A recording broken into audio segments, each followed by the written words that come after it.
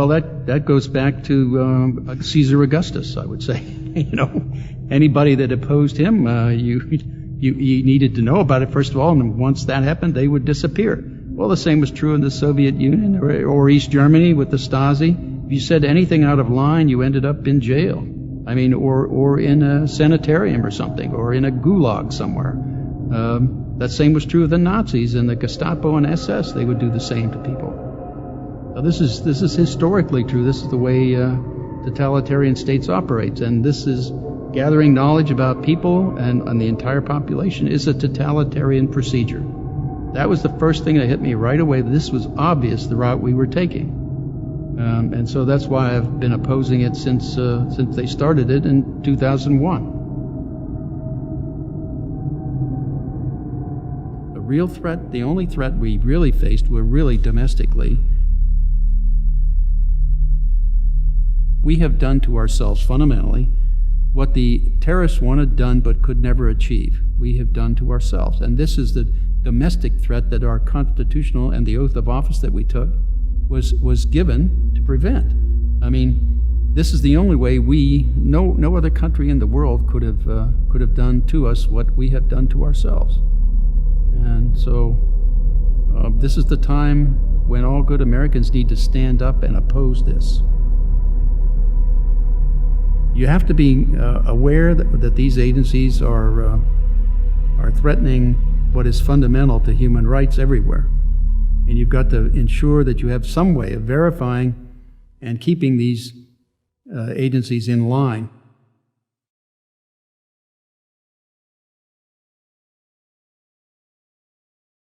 This is the part we're going to do some sound bites. So I have a question for you, such as encryption. Is it safe? The short answer is no. Virtually everything is suspect now because of the program Bull Run, which is the NSA program to weaken encrypt systems, not counting putting in backdoors. This is how you weaken a encrypt system so you can break it. And you don't know how many they've done that to, although it appears from what's been released by Snowden that they have been quite successful at it. There's really a kicker there on that program that no one has really taken up. When you weaken firewalls and weaken operating systems and weaken encrypt systems, you open up everybody to hackers around the world. And so therefore they hack into all kinds of things, getting all your data and everything. So you're not really protecting your communications, you're weakening it. It's a very short-sighted, finite thinking that they had when they did that. Also, one side of NSA, is data protection. Right? And the other is operations for getting into other people's data, so they're working against each other. So by trying to keep yourself safe in the technotronic era, we're actually drawing red flags and creating attention for ourselves from people who might want to break that encryption or already have the keys to break that encryption.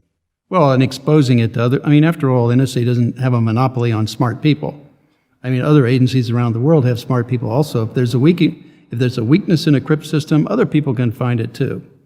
Or if there's a weakness in a firewall or an operating system, other people can find that too. And that's how they can break into things. What is privacy, and why is it our right as individuals to have it? The principal thing about privacy came out of the Revolutionary War when the British broke into U.S. Houses of U.S. people, and they would go anywhere and do anything they wanted with a general writ. Which meant that we here in the United States had no privacy whatsoever as a colony of the government at the time, the British government. So that was kind of the impetus to create the Fourth Amendment that said before you could do that, you had to have evidence that would show probable cause that someone in this country was doing something illegal or preparing a violent action or something. They would have some probable cause to show to a judge with the name of the person, the reason you're doing it, where you're going to have the warrant served, and where you're going to search and what you're searching for. That's all in the Fourth Amendment, and that's why it was written that way. It was because the U.S. government, the central government, was never intended to have information on all the citizens of the United States. In order to get that, they were supposed to have a warrant. Didn't matter how they claimed they could get it, like third-party doctrine or any of that. That intent was in the Constitution from the very beginning. They were not supposed to have it unless they had a warrant with probable cause. So if privacy is our protection to keep our hard work from being plundered, can you compare that idea to that of, Soviet Russia or the Stasi in East Germany? Yeah, directly, simply because those were the targets that I was working in NSA while I was there for almost 30 years. And it was their entire point was they had to know everything about their population they possibly could so they could control it. I mean, that's what the Stasi did. That's what the KGB and the MVD, Ministry of Internal Affairs, in the Soviet Union did. So they kept track of everybody as best they could, and except they were doing it all manually, keeping manual files and things like that. They didn't have anywhere near the capacity we do now with the electronic age and the digital age and the software and the programs and the access that NSA does. So it's directly analogous, except it's in electronic form, not in paper form. So it's not exactly history repeating, but it certainly rhymes, and now they have more technological power to carry out what they're trying to do. That's right, yep. How's the average individual adversely affected by NSA surveillance? Actually, it's hard to say there's any immediate impact on the individual per se, not yet anyway, unless you become a target or try to get politically active and are espousing principles or other directions or advocating for other kinds of operations that for the government that the current administration doesn't like, at which case you can become a target. Like the Tea Party and the IRS, how they're using this data to go after the Tea Party. It's how you use information about people. It's power over people. If you don't like what someone's doing, you use that data against them. Have they gone outside the limits of the Constitution? Oh, absolutely. I mean, that was my complaint from the very beginning. When they started this domestic spying in 2001, the most recent iteration of domestic spying, I would add. This goes back to at least World War II with Program Shamrock, and after that, and Minaret, yeah, and Minaret. Well, that was during the Nixon times when he was after the anti-war protesters. That's and right. Other people didn't agree with his administration's position. He got the FBI using COINTELPRO, the CIA with a program called Chaos, and NSA with Minaret. Those were programs all oriented against these people that the administration didn't particularly care for, opposing the war and so on. And they were the ones then collecting the data for the administration and doing things like in COINTELPRO trying to get people to commit suicide or manipulate people in different ways, using the information that was collected from Minaret, Chaos, or COINTELPRO. What happens when we have regulation without representation? Well, you have basically what's going on in that case is you have an uninformed electorate being duped by a current government and being told lies and repeated lies till they get believed. I mean, that was the general principle of Adolf Hitler. If you're going to tell a lie, make it a big one. Tell it often until it's believed. That's the principle they're using, repetition. Like it's all legal, it's all legal, it's all legal, except in the case of when they had to give retroactive immunity to the telecoms, or except now in the case where they have a bill in Congress that's giving retroactive immunity to the internet service providers. Why? Because they've been committing crimes. And they're liable if the Department of Justice is not going to take them on in criminal court, which they're not. Others have the option to sue them in civil court, and that's why they had to give them the retroactive immunity. What actions are people taking today that are, with respect to technology, kind of naive in the current environment? Well, one of the biggest ones is Facebook.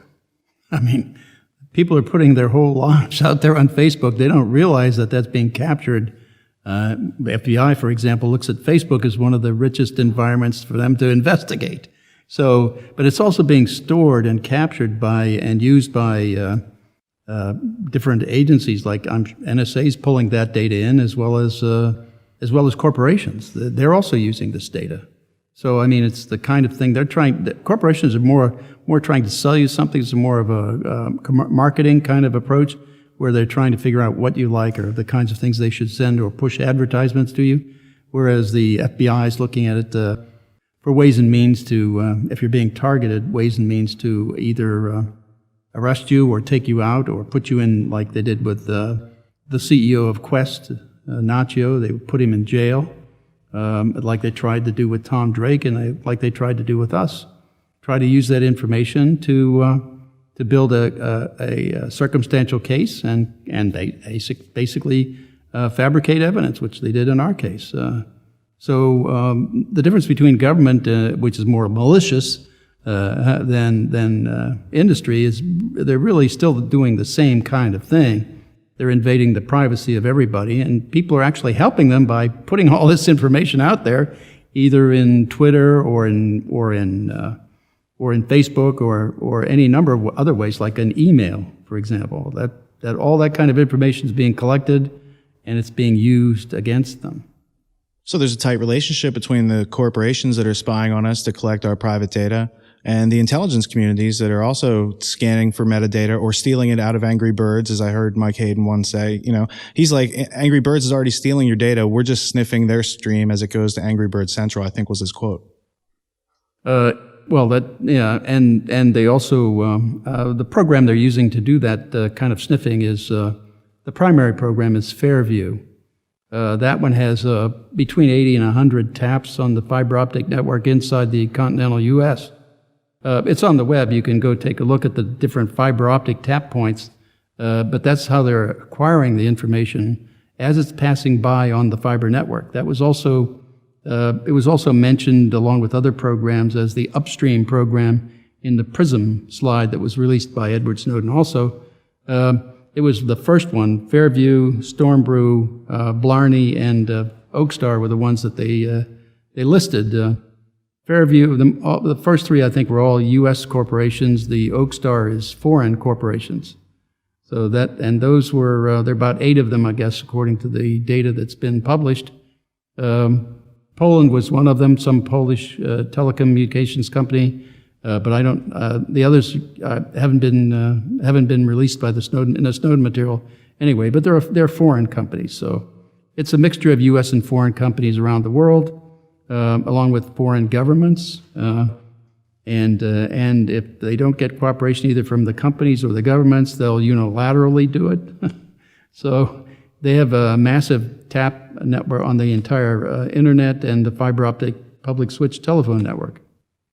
So that's a huge data acquisition system. How necessary is it to the collection of intelligence that you map out the social networks of your targets? If you're focused on targets, that is groups of individuals doing something illegal or criminal or some terrorist group, that's a legitimate operation of intelligence. Try to figure out potential adversaries or potential threats. That's legitimate. Every country in the world would say that's what they do or want to do too, within the means and capabilities they have. But when you start mapping out the social networks of everybody on the planet, that's a totally different issue. Now you're getting into the privacy of everyone that is not even a threat. So you're accumulating information on everybody in the world and all of their activities, everything they do. And it basically gets down to the ability, even after you accumulate that, you can look at their profiles and begin to see how they think and what they're thinking about issues. And you can even begin to project how they will act or react to situations. Although right now they're not very good at that. That there is a capability to do that, and we have been able to successfully do that in the past. And they're attempting at least. That's one of the initiatives that the White House let I think in early 2012, they let a big White House Big Data Initiative, which was a solicitation from industry to work out algorithms that would go into large data sets to figure out what's important for people to look at.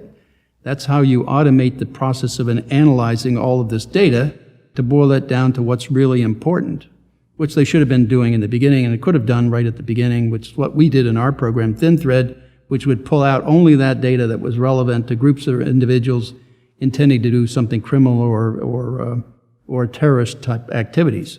around the world, or other governments or leaders and so on. All those were legitimate intelligence targets, foreign intelligence targets.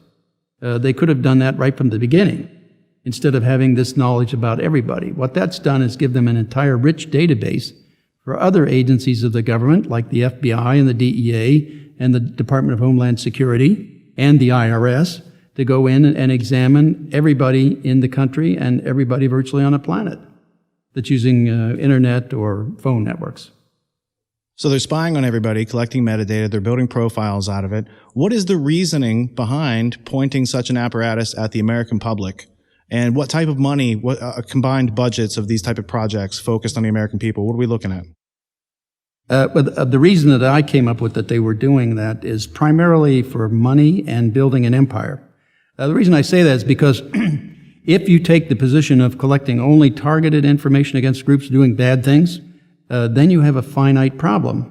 So you don't have to have large storage facilities like Bluffdale in Utah, or another 400,000 square foot facility in San Antonio, Texas, or another one they just started building last summer on Fort Meade in Maryland, 600,000 square foot facility to store information. You wouldn't need any of that. Plus, you wouldn't need all the contracts for contractors, and you wouldn't need to have a larger workforce.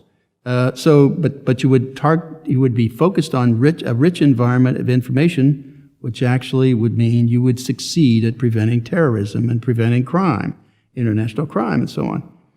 But by taking in the bulk acquisition, that means you're taking in everything in the world. That means you're pulling in all kinds of huge amounts of information, hundreds of terabytes per day, going around the network.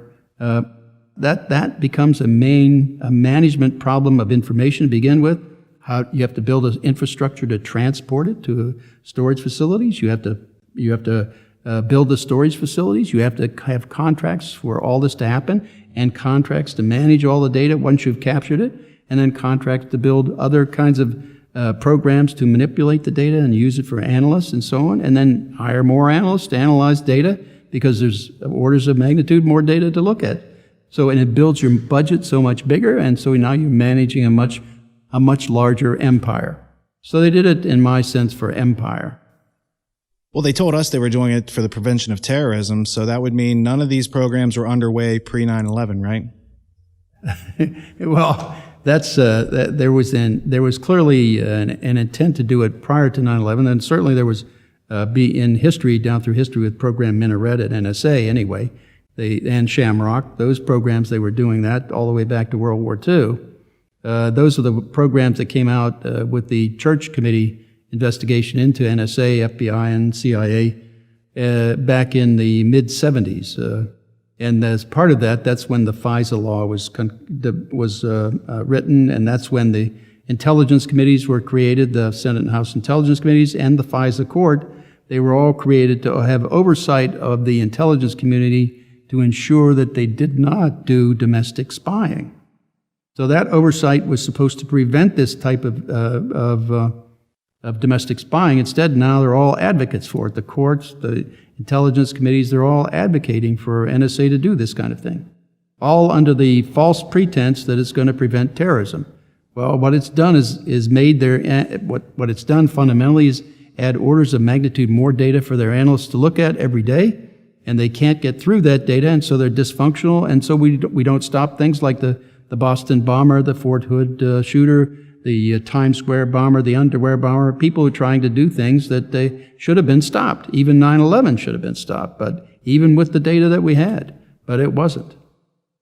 That's because their analysts are dysfunctional. They can't function under the environment they've created for them.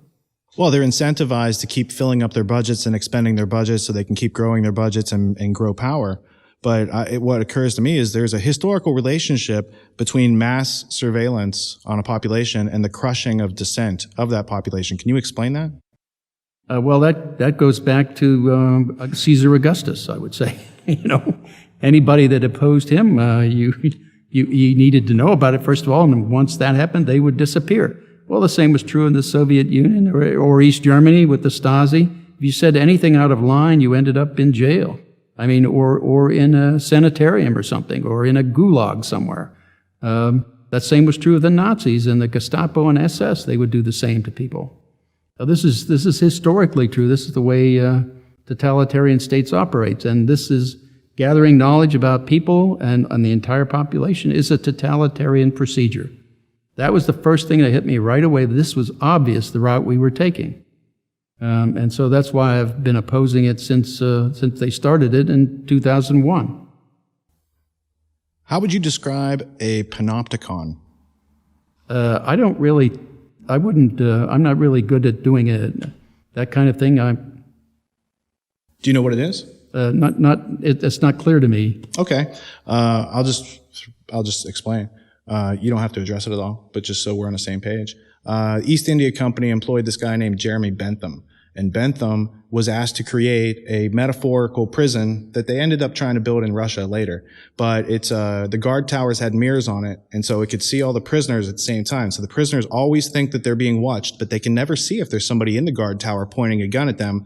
They just know that sometimes people get shot from the guard tower. And it's a state of living in fear and using fear to control people's actions as... Well, I mean, yeah, okay. That's the state we're in. I mean, fear-mongering is the way our government's been operating. Fear-mongering first for terrorism to build up the budget, and they've been playing that card too many times. Now they're looking at cybersecurity as the next fear, and then they'll find something else later on. The point is, and they never really want to solve the problem. That's been the basic issue with it, because once you solve the problem, you don't have the problem to have justification to get more money. So. My version of their vision statement came out like this, that for them it's keep the problem going so the money keeps flowing. I mean, otherwise if you solve the problem, you don't have that problem to justify more money and more of an empire and to sustain your empire. So that's really what they're operating. Originally I thought it was, aim low and miss was their vision statement, because everything they ever did they failed at. I didn't quite understand it till the latter part of my career, that they were really not solving the problem because they didn't want to. It was a matter of keeping it going so they can get the next contract or get the next set of budget from the Congress and so on. Keep it going. And when left in the dark, they've been pointing those budgets at us. They've been targeting Americans. And we can talk about the potentials of kill lists and things like that are floating around in our world these days. But they're pointing this technology that's coming from taxpayer money back at the taxpayers, which seems very, much like, East Germany or Soviet Union. Well, you have to look at it also in order to do the bulk acquisition of data. The largest amount of data is being passed around inside the United States, around the world. I mean, the pockets of where information is really ballooning are in the United States, in Europe, and in Japan, and in Korea, South Korea, and so on. Those are the big areas. In fact, 80% of the fiber optic network for transporting the communications of the world really is within the United States or passing through the United States. So that this is really what they call the hometown advantage. Being able to monitor the communications, for example, of South Americans, because the South American cables run from South America to Miami and then back down to South America. That's not by chance, by the way. That gives us a look into everything that's going down there, and they can then capture all that information from places inside the United States. They don't have to be overseas to do it. That's true for about 80% of it, but the other 20% is where they have to. That's really the target they should be looking at, really, not the internal United States. But they decided that with bulk acquisition of data, U.S. citizens were first. We were the first ones collected that way. So the rest of the world is no more than being treated simply just like all the rest of us, all of us U.S. citizens. So we're all being treated the same. Recently, I saw a headline come out of the London Guardian, I believe it was, where you said that the reason the NSA was surveilling its own population was for totalitarian population control. Can you say that again in your own words? Again, it falls back to the principles of totalitarianism and how dictators and so on have operated down through the centuries. I mean, it's know what your people are doing and find the ones who are not conforming to what you want them to do, and then get rid of them. And that's fundamentally what this process does. It gives them that kind of knowledge about everyone in the country. And if you start to speak up about some issue or something, you get noticed, and then they have all that data already assembled on you, and they simply go compile it and look at it and see how they could influence you to do what they would conceive to be the right thing. So that's how you use it against people, and you make sure that they know that you know about what they've got, and so then they fear you one way or the other, or will conform to your wishes, if they can't find anything on you specifically, but they can find something on someone you care about, then they'll use that against you. So it's just like this. That's standard KGB tactics also. Well, and in terms of population control, I think what you're pointing out is they're trying to change the attitudes, values, behaviors, and beliefs of a target population to be more easily malleable and controlled by authority. Actually, they don't have to do that. All they have to do is make sure that everybody knows what they're doing. Then people basically change what they're doing. I mean, people I know have already changed how they operate, how they communicate internationally, how they, for example, Chris Hedges, who has said to me, he's finding it very difficult to do any investigative reporting anymore because he can't find any sources that will talk to him. And so they're not talking, so they're modifying their behavior, whereas they used to talk to him about things off the record. Now they can't do that, or they don't do that because they're afraid of being monitored. And the existing government is threatening everybody with prosecution if they leak. For example, they still have 9 prosecutions pending on the Espionage Act from 1917 with I think 9 different people who have been whistleblowers, classic whistleblowers, and they're trying to silence that, and that's the way they threaten people. And so people internally in government have changed how they operate. They no longer are willing to talk to anybody that's a reporter. And so that's changing how we no longer have a free press that can interrogate and probe into government activities. What would freedom look like in America if privacy was restored and the NSA was following the Constitution, for instance?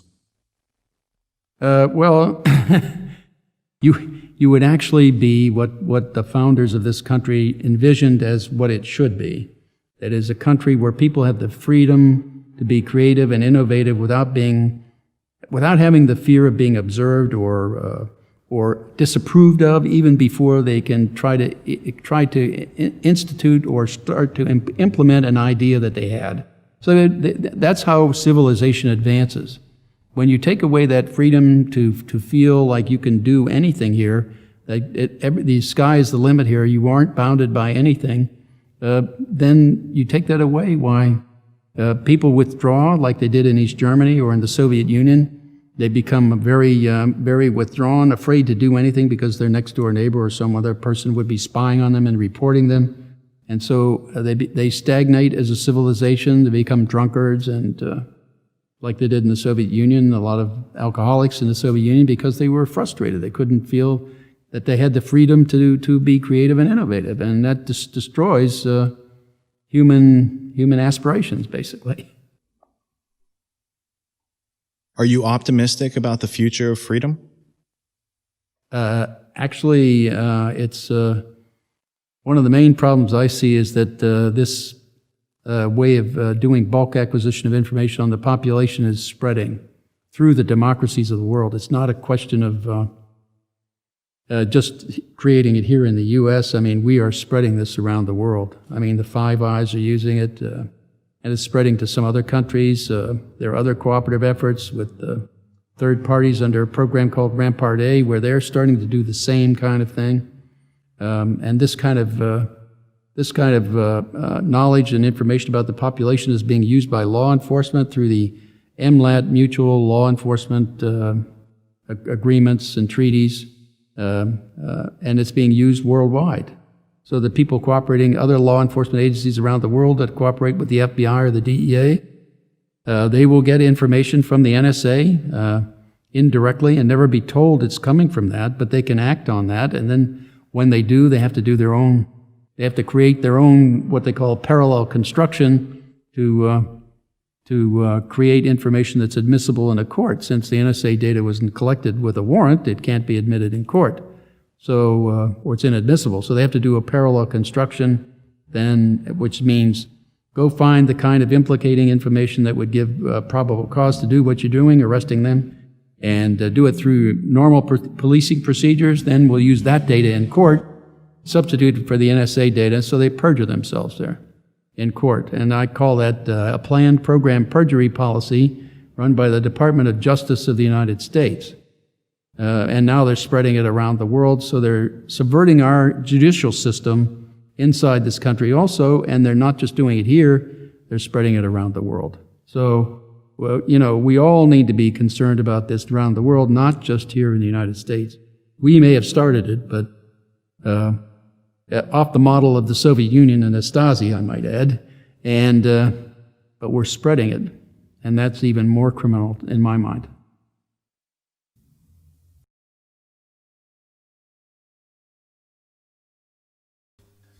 Bill, where did you grow up? I grew up in a small town in central western Pennsylvania, up in the hills, up in the Appalachia Hills. So I'm a genuine hillbilly, so to speak. What value was placed on honesty, hard work, integrity, and character in your upbringing? Well, in this town, I mean, you know, it was only 3,200 people at the time. I think it's down to 28 now, 2,800. At the time, you know, everybody basically knew everybody else. So what you were was what constituted your character, and so everything you did reflected on the character of person you were, and that's how people knew you in the town. So everything, all the values, the decency and so on that people treated each other with were all part of that growing up, and people cared for one another there. They looked after each other, so they were the basic values of humanity. So, well, they're the basic values of community. You were brought up around honest people in rural Pennsylvania, and then you moved to D.C. and you got a job in government. Did you find out that your ideas growing up were somewhat naive compared to how things are? Well, actually, not initially, anyway. So, I mean, the first 28 or 30 years I was in government, I was, of course, working the Soviet Union, the Warsaw Pact. That at the time was the highest priority problem and the highest priority threat that we perceived as a country. So basically, anything I always treated people the same way I did. I was treated when I grew up. So. I was always also working on the most important problems in the place, so I didn't really have recognized any change in that, because people really return the kinds of what you project to people, they kind of project back to you. So I didn't perceive of anything at that point to do anything. Besides, everybody in the country and in the NSA wanted me to continue doing what I was doing because I was kind of successful at it. So they liked the outcome, gave clear knowledge of what the potential foes were doing. So they wanted that to continue. It was only in the later part of my career there, from about 1995 on, when I started getting involved with contracting and the shift from the problem that I had been working Soviet Union and so on, that I got into areas where people were getting lots of money in contracts, and so solving problems in that arena was also my objective, because that was the main problem we were facing, was the digital explosion at the time. So that got me directly into the solving problems that nobody really wanted solved there.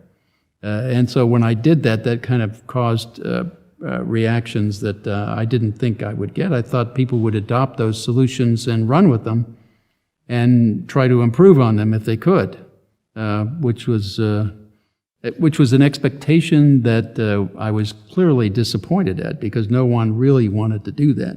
In fact, they still don't, because again, they're still building their empire with different fear-mongering topics. The latest, of course, is cybersecurity and so on.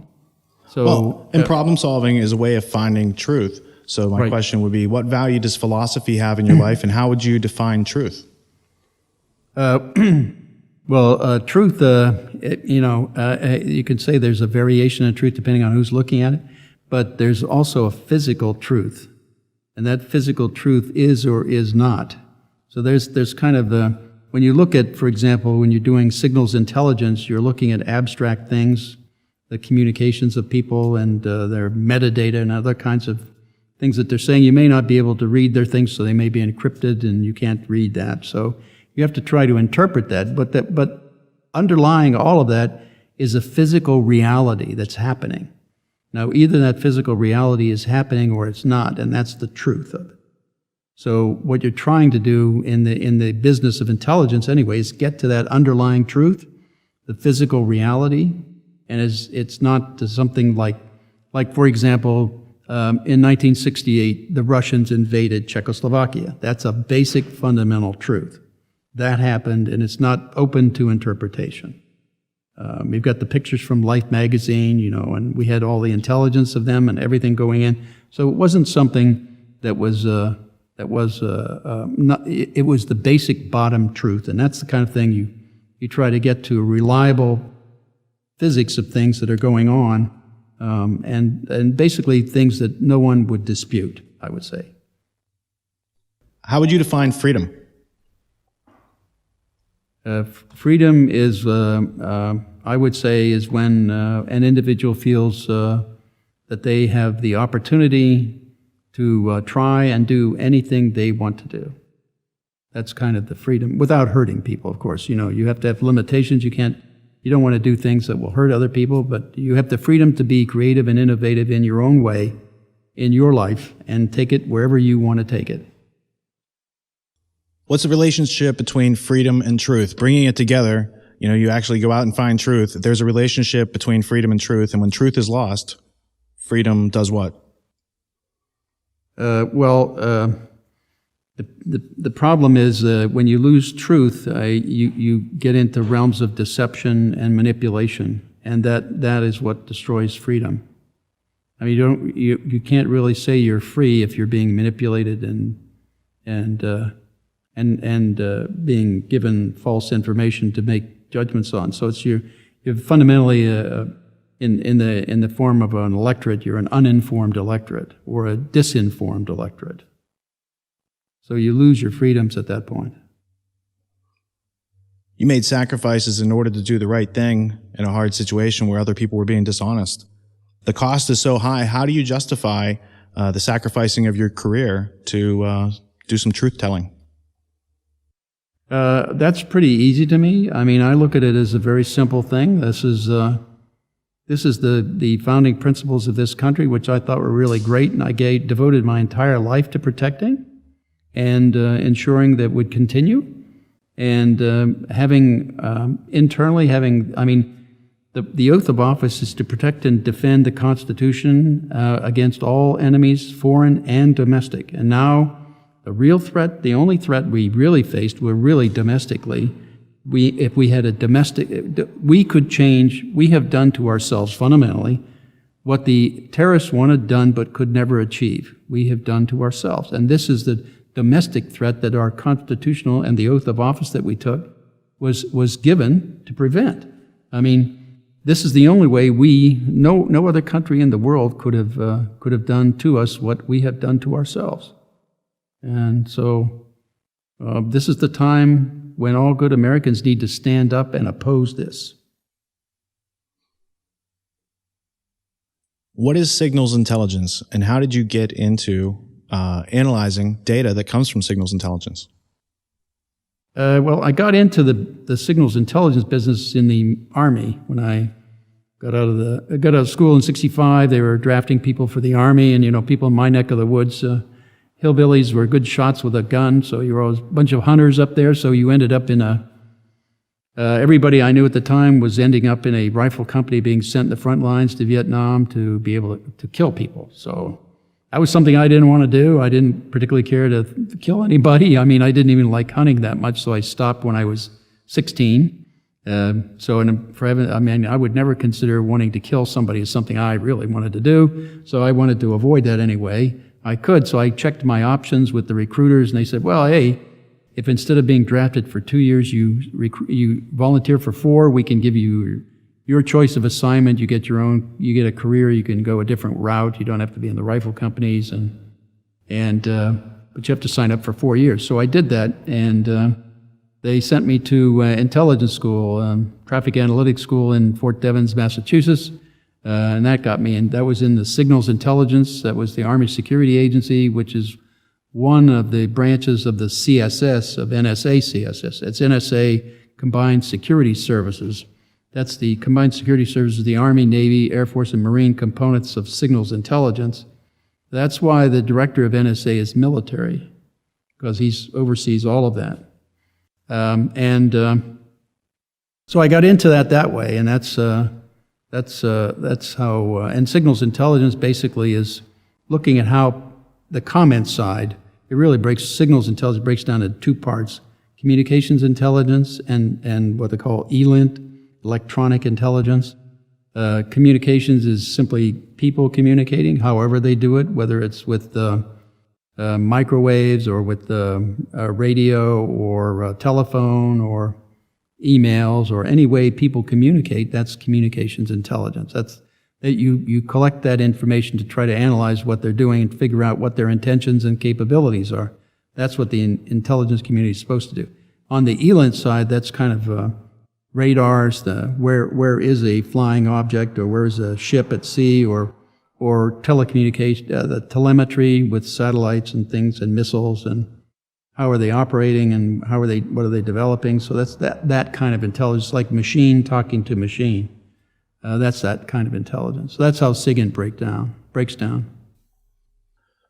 How many years did you spend in the Army before you joined NSA? I was 4 years in the Army, and then I went I got out of the Army in '69 and started in 1970 at NSA. And I was with them till 2001, so almost 32 years. So you have about 36 or 37 years total service, 32 years approximately at the NSA, based around the analysis of data. Can you talk a little bit about the analysis of data as a discipline or a science or an art form, and the importance of automation these days? I looked at this was one of the problems I saw with the field of analysis. Period. Whether it was in NSA, CIA, or anywhere else. The point was it was variable by the analysts looking at it. That is, there was an underlying truth. It was just that other analysts wouldn't necessarily end up with the same result given the same input. That is, they wouldn't necessarily be able to see as far into the reality of what was happening as there would be varying views of that depending on the analyst you went to. So you get a distributed outcome across a spectrum of interpretations of the same data. To me, that was simply incompatible with what the analysis discipline should be. And so I started in 1985. I started working at NSA in a way to try to automate that process. Now, that meant you had to put together the basic understanding of how analysis operates. So you build rules of how to look at data, how to analyze data, how to put data together, and construct an argument that would show a given implication from that input, and be consistent and optimal.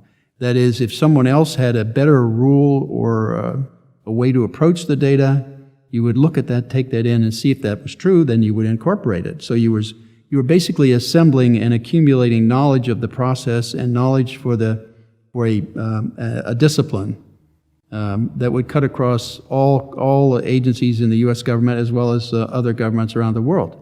So basically, I was the only one automating that analysis to that extent, try to make it. Others would do data preparation kind of automation, that is correlating data that should be packaged together and then presenting it to an analyst to look at. Whereas I would say that that's simply the first step. The automation process then needs to continue beyond that to take that information and begin to understand what that means and begin to build interpretations and, in fact, in many cases, even write reports completely without human intervention. And do it with a discipline that was consistent, accurate, and reliable. So that was my thrust at NSA. In fact, I was the only one there doing that kind of thing. What is relationship mapping, and how is it useful in taking raw data and making it, information? Well, I think there's a little history to this. Maybe should go into a little bit of the history here. Absolutely. Because this is not unique to this time and age. Actually, it goes back many years. You can go back even to the Revolutionary War. But I like the case in Washington when I think it was the Pinkertons figured out the Confederate spy ring in Washington, D.C. simply by watching people visit other people. So they built up a relationship ring just by visitors, who visited who. And so that laid out their network. And then, they didn't call it social networking then, they just called it mapping the spy network. Then in World War I, when Manuel Morris, I believe at that point became the primary communications system for all the field armies in the European war, then they called it net reconstruction, where you'd have call signs being used by military formations calling one another. And you would use those call signs as relationships to put back together the entire military structure of the opposing armies. And then you could watch them move around, and you could see how they were preparing things for like an offensive, even before they started the artillery bombardment. So you could see those kinds of things too. And then later on, and after World War II, they did the same kind of thing there with many different means of communications, air to ground, as well as ship to ship, ship to shore, and ground to ground. So those kinds of communications helped them lay out the communications networks for the opposing armies and the Nazis and Japanese. But and for example, it also gave them acquired data that they could break for the Enigma, or in the JN-25, in the case of the Japanese, JN-25 or the purple codes. So those kinds of things gave them that information to be able to defeat them. It made a big difference on the battlefield. So, but today, and at that time they started calling it contact chaining. So, and it was still network reconstruction, but also in the form of contact chaining. A calls B, A calls C. So that's how you put back together your network. And the same today is done, except now they call it social network reconstruction.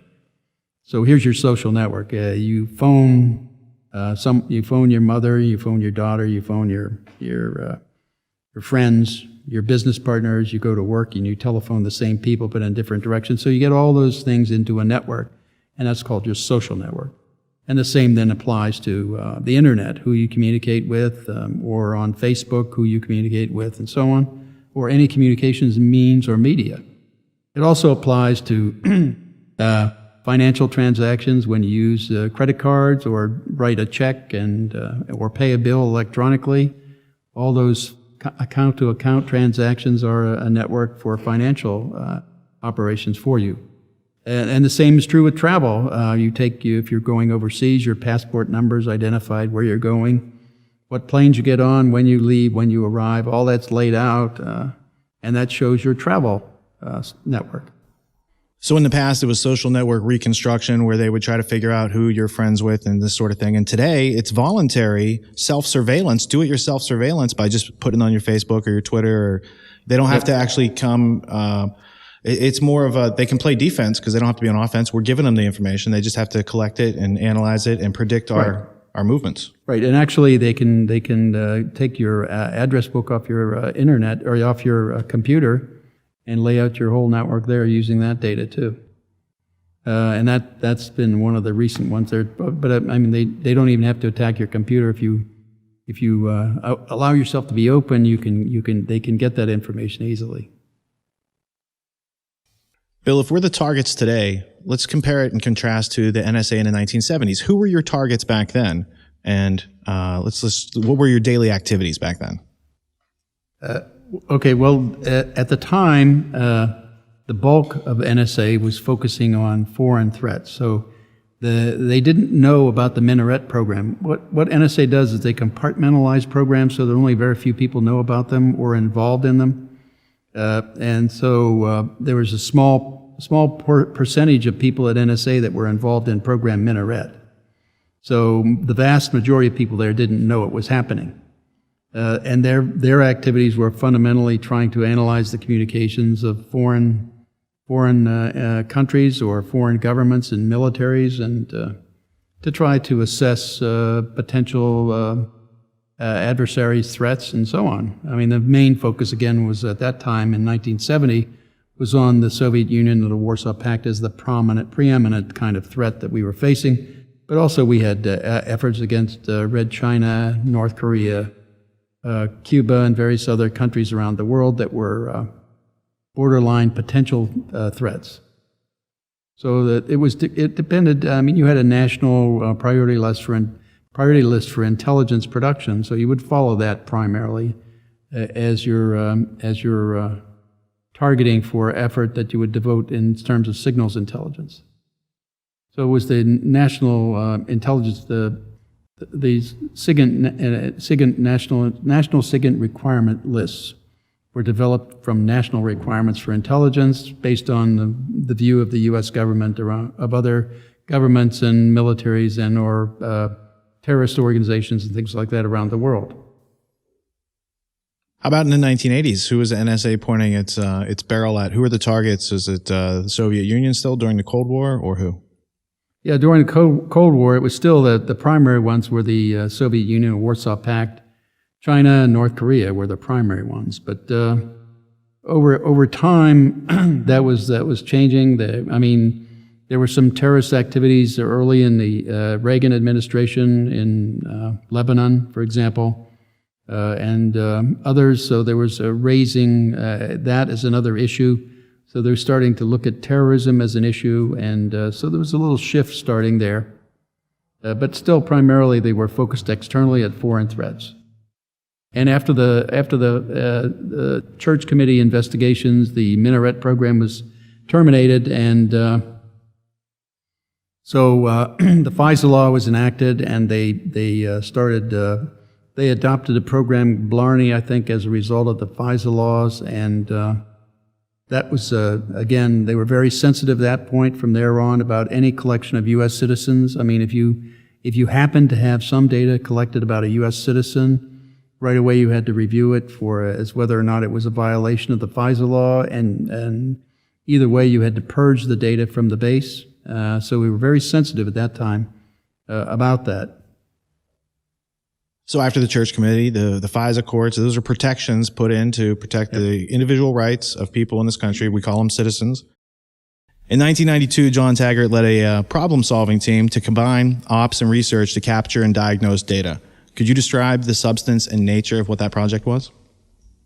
Actually, it was a joint. Dr. Taggart came from research. He was the chief of staff of the research area over there, and he came in. Actually, I met him first in 1985 when we started cooperating there to do automation of SIGINT processes. So the analysis was the driving factor of that. So we were working together from 1985 to about 1982 when we said with the explosion of the digital world and digital communications, why we felt that at that time we had to formalize the kind of loose cooperation we'd been doing together since 1985. So we started jointly the SIGINT Automation Research Center.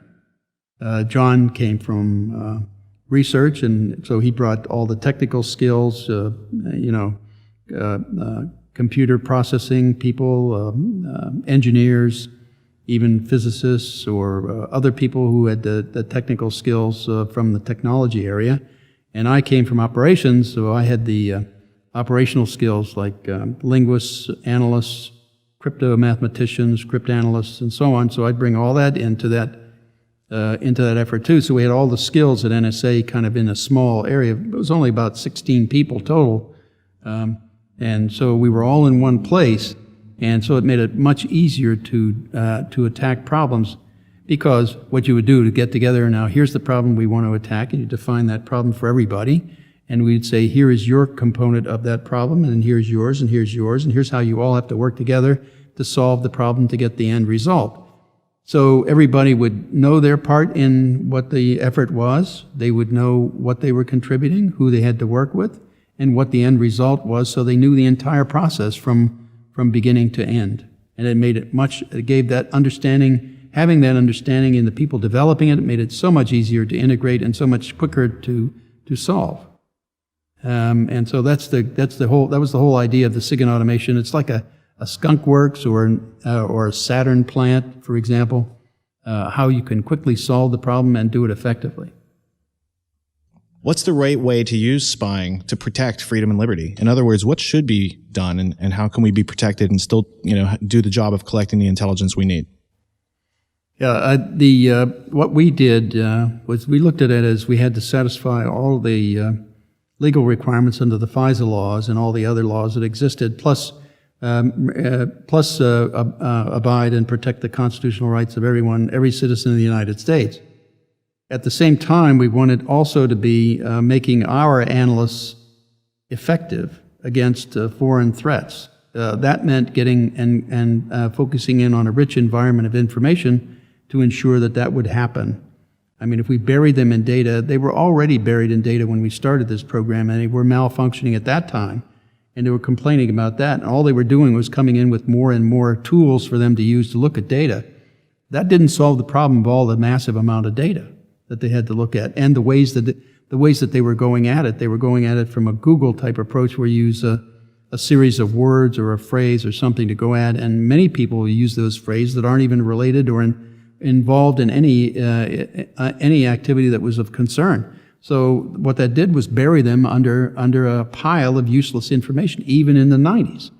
So the question was how to solve that problem and do it effectively, so that we, followed all the rules of law and also abided the constitutional rights and made a rich environment for our analysts to look at, to analyze, and become much more effective in their jobs and their responsibilities and what they're attempting to do.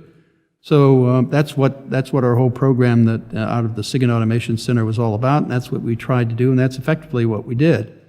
And we did it by doing a focused, targeted approach in terms of the graphing of relationships, social networks. We would build the social networks of the bad guys and also look at the social networks that were being passed as data was passing by, so that we could see whether or not someone was a part of that network or not. If they were not, we simply let everything pass right by.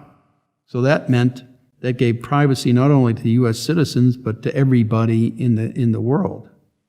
And that made a rich environment then of data for analysts to look at. And on top of that then, if we found that someone in the United States, assumed U.S. citizen, was in way cooperating or communicating with some terrorist organization or member of a terrorist organization overseas, we would initially, when we picked them up, we would encrypt all the attributes that identified them, so that basically they would be anonymized. But you could still track them and follow what they were doing, because it was a unique anonymization, so that meant we could track them, but still not be able to tell who they were until we would develop probable cause. At that point, then we would say we would get a warrant, and then we would be authorized to target them and take in their data. If we didn't have a warrant, we simply would terminate that activity after, I think it was 3 days, 72 hours. You had 72 hours to get a warrant to do that. In 1997, what was your position at NSA? I was the technical director of what I call the world. I was the technical director of the intelligence production of the comment side of the NSA, which basically encompassed the entire world. It was an operation of about 6,000 people, and they were analysts and linguists and reporters of all the material collected by NSA for militaries, governments, whatever in the world. So that was where I was then. That's why I got into doing the digital age and solving that problem for NSA. Well, and from what I could pick up from the story, in the 90s, after you and Ed Loomis had worked for Taggart, Loomis took over his position, and some of the things or some of the projects or components that you guys had worked on were brought together into something called ThinThread. Now, could you talk about how it was supposed to be an automated analysis of the network log, why that would have worked, and why, because it worked, it wouldn't be accepted? Okay, that was a separate proposal we had made to automate the network log, analyzing the network log. That we did, we did it when we formed the SIG and Automation Research Center. Is one of the first things we wanted to do, and that was everything that anybody does on a computer or on a network in NSA or anywhere else gets logged in the network log. So if you click a mouse and it's sending a set of instructions down the network to a point where you are going to get data or something, that gets logged in the log. So we wanted to put together an automated process to analyze the log in near real time to be able to say what people are doing on the network as they did it. So in other words, if somebody came on the network and started to download all kinds of files, we would pick that up within milliseconds of it happening. And after a point, alert to that. And for example, Snowden, if we had had that in process online, we wanted to monitor everybody in the world, so we would have included Snowden or anybody in the world, anywhere in the world, who was coming on the NSA network. If they came on and started to do something, we would know about it and be able to learn about it. So if that had been running, Snowden couldn't have done without what he did without being picked up almost immediately. But if that were running, and Snowden wouldn't have had to blow the whistle in the first place, because the integrity of the NSA would be preserved through that program, which could monitor the budgets and all sorts. Go ahead, Nick. And we ran into two problems, two camps of opposition to that. The first one were the analysts. Because once you start monitoring what the analysts are doing on the network, you know how they're operating. You can say, this analyst needs some training in this area because they're not quite doing the problem right, or this analyst has an idea that worked and we need to spread it around, so we'll take advantage of that.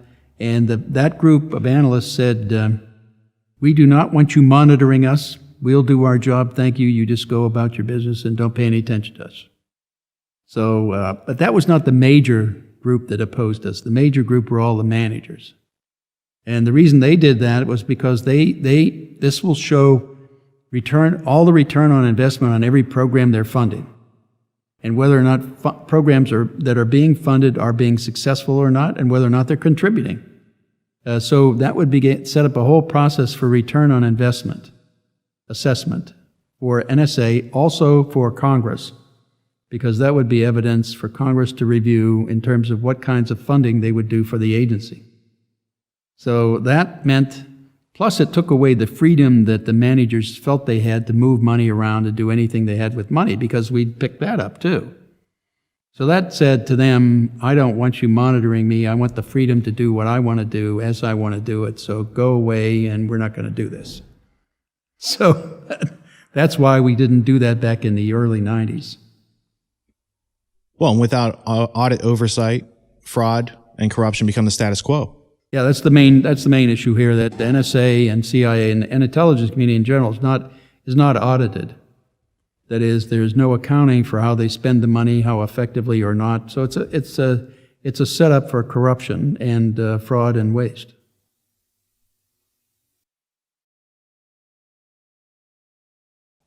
Volume, velocity, and variety.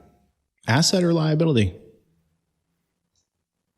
The way we looked at it in the SIG and Automation Research Center was that volume meant you had the opportunity to get more information about your target, simply because there was more of it out there, and velocity meant you got it at the speed of light, so that was good.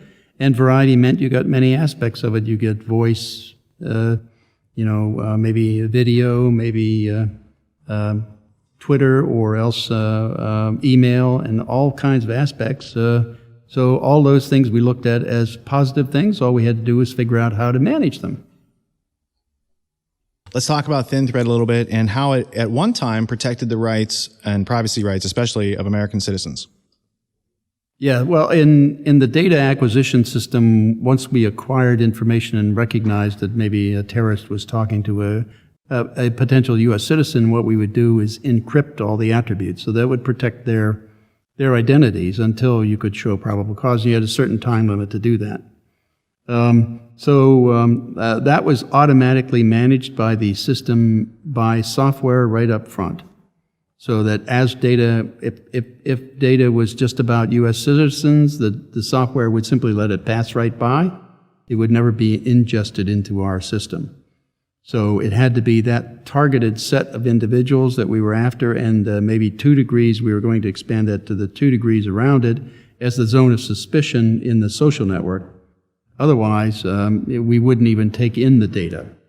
And that would be filtered by software upfront as that data was viewed. It's much similar to what NARIS and the Variant devices for AT&T and Verizon can do today. Well, let's talk about that, because that's in the next line of thinking is February 2001, AT&T and Verizon get these pieces of paper from the government saying, we want your customer data. AT&T used something called a NARIS device, and I'm sure there's an equivalent device at Verizon. I'm not sure what it's called. It's Variant, yeah. And what do these devices do specifically? And this was, again, February 2001, am I correct? February, NARIS didn't, I think, start marketing things till about 2002.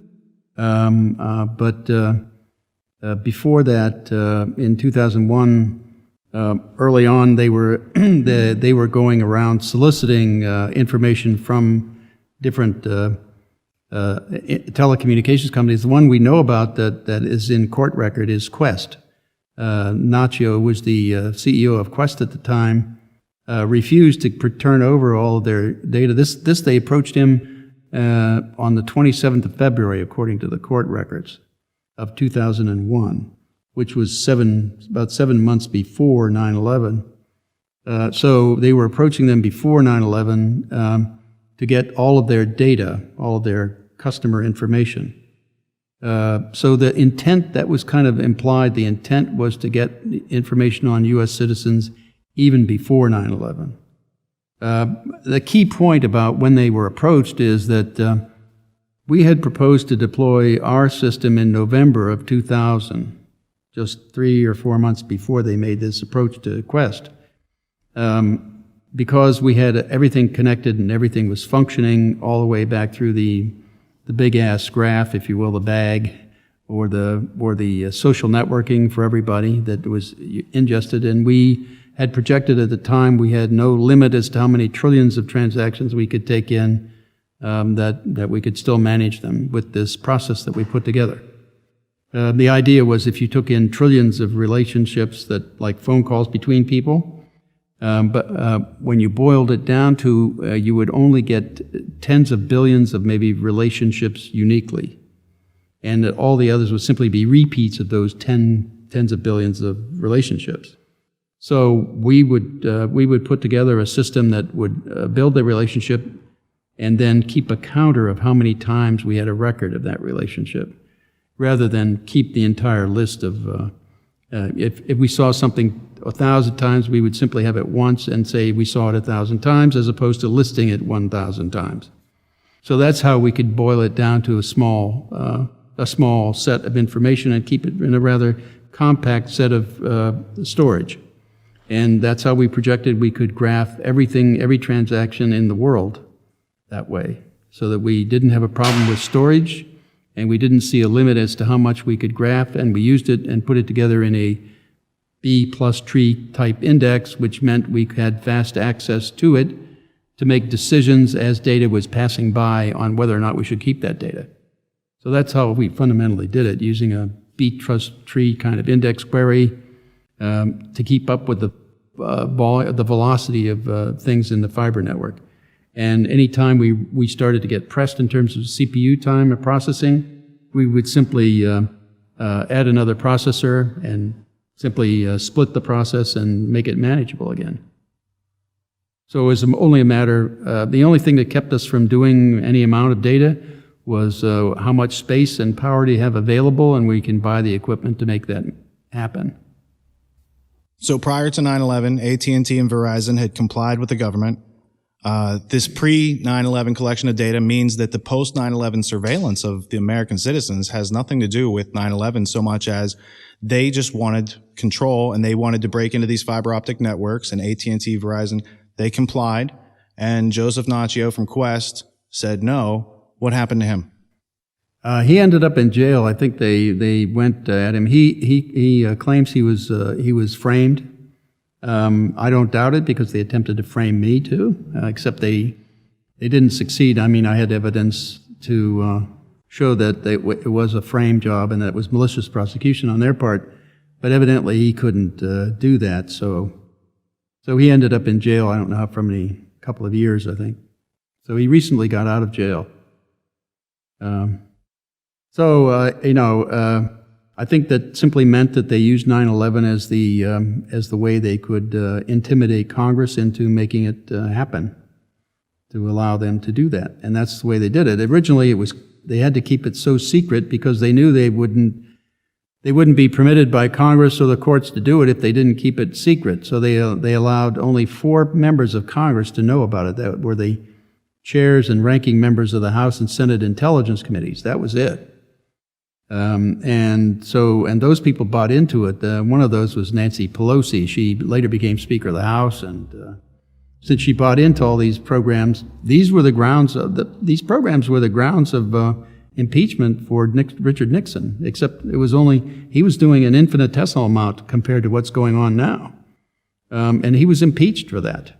So they all knew the dangers here, and they all tried to put together a mask of having the president authorize it and having the attorney general say it's legal, and keeping all that documentation secret out of the courts and away from the courts, so that nobody could challenge it. Nobody even knew it was happening.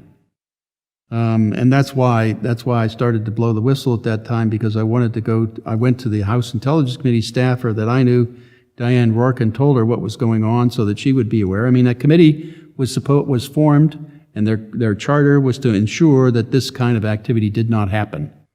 And so that's where I went first.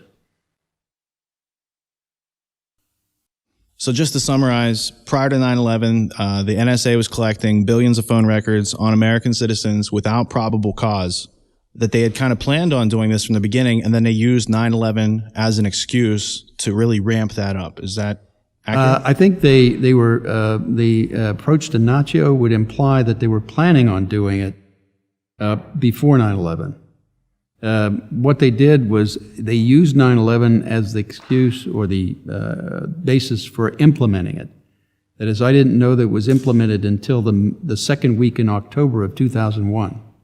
So that was after a little over a month after 9/11 had happened. So they started taking in that data at that time, and I only knew about it because the people who had worked for me to put together that system were the ones they had to use to set it up for Stellar Wind program, the domestic spying program.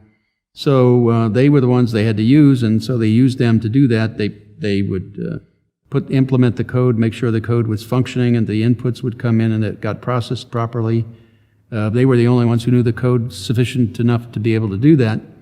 And so once they started ingesting data, they saw the data coming in. It was all about U.S. citizens.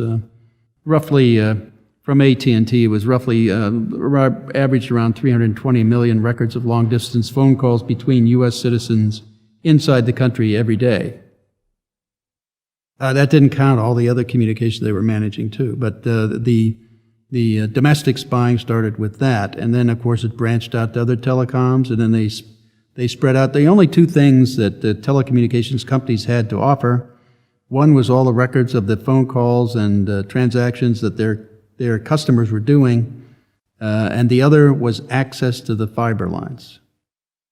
And giving that access to fiber lines allowed the NSA to use NARIS devices and other kinds of devices to tap into the networks and take, for example, all of the communications in the fiber optic lines for the World Wide Web. That's part of what Mark Klein exposed in the AT&T facility in San Francisco, was the NSA room where they had the NARIS devices operating in the off the fiber lines that AT&T was managing. What they would do was, as Mark would explain, is simply put basically a prism on the fiber line, which would split the fiber into 2 equal parts. They would send one to normal way and then one to the NSA room. Now that prism's basically a beam splitter? It's basically a beam splitter. We call it a splitter or a Y connector. Sure. So optically, they're taking one stream of fiber optic data, they're splitting it into two, they're capturing one, delivering you the other that you don't know is being spied on. Right. And they have had this ability for, since last century, basically. Yes. Actually, that capability goes back quite a ways. Using it effectively inside the United States started after 9/11. So, and that was what Mark Klein exposed, and there are between 80 and 100 other similar tapping points inside the fiber network inside the United States in the Fairview program alone. In other programs, they have other tapping points with not with Shamrock, but Stormview is another program, and then Blarney is another. So that those, and I'm not sure the extent of those. There is one slide on Stormbrew that shows tapping points along the periphery of the U.S., which would imply they're after the transoceanic cables when they come up, which would imply that program is looking primarily for foreign communications, whereas Fairview looks much more like it's directed domestically. Stellar Wind was one of these programs. Did it start prior to 9/11? And it's also a collaboration with GCHQ as well, where they're collecting information without probable cause and sharing it with other countries. Is that correct? The Stellar Wind program was named, I think, in October of 2001 as their domestic spying program. That's when the data started coming in. So right after 9/11, they said, we have a program for this. It's called Stellar Wind, and we just pulled it out of our pocket. It wasn't created before 9/11. Right. That's right. And also it wasn't shared with the British at that time. Although I think there's much more sharing going on now and more cooperation with law enforcement as well. Sharing this kind of program, and they have similar programs in England, at least some of the stuff that Snowden materials come out saying the same thing, that they're doing that too. That's why I say this program, this kind of approach is spreading, and we're kind of the ones leading the way electronically. I think the British were doing it visually with the cameras and looking at their countrymen and monitoring what they were doing with the cameras before we were. Mm-hmm. But we started the electronic spying, and then now they're also joining us in that effort. I think we were much further ahead with them in doing that, in the graphing area especially, and indexing area, and managing information. So I think they've adopted our techniques. So some of the relevant information pertaining to what the NSA had prior to 9/11 consists of communications that they've sniffed and stored and analyzed in some way. Was the NSA aware, or did it have in its databases the traffic that would have told us this attack is going to happen, and if so, what are the details?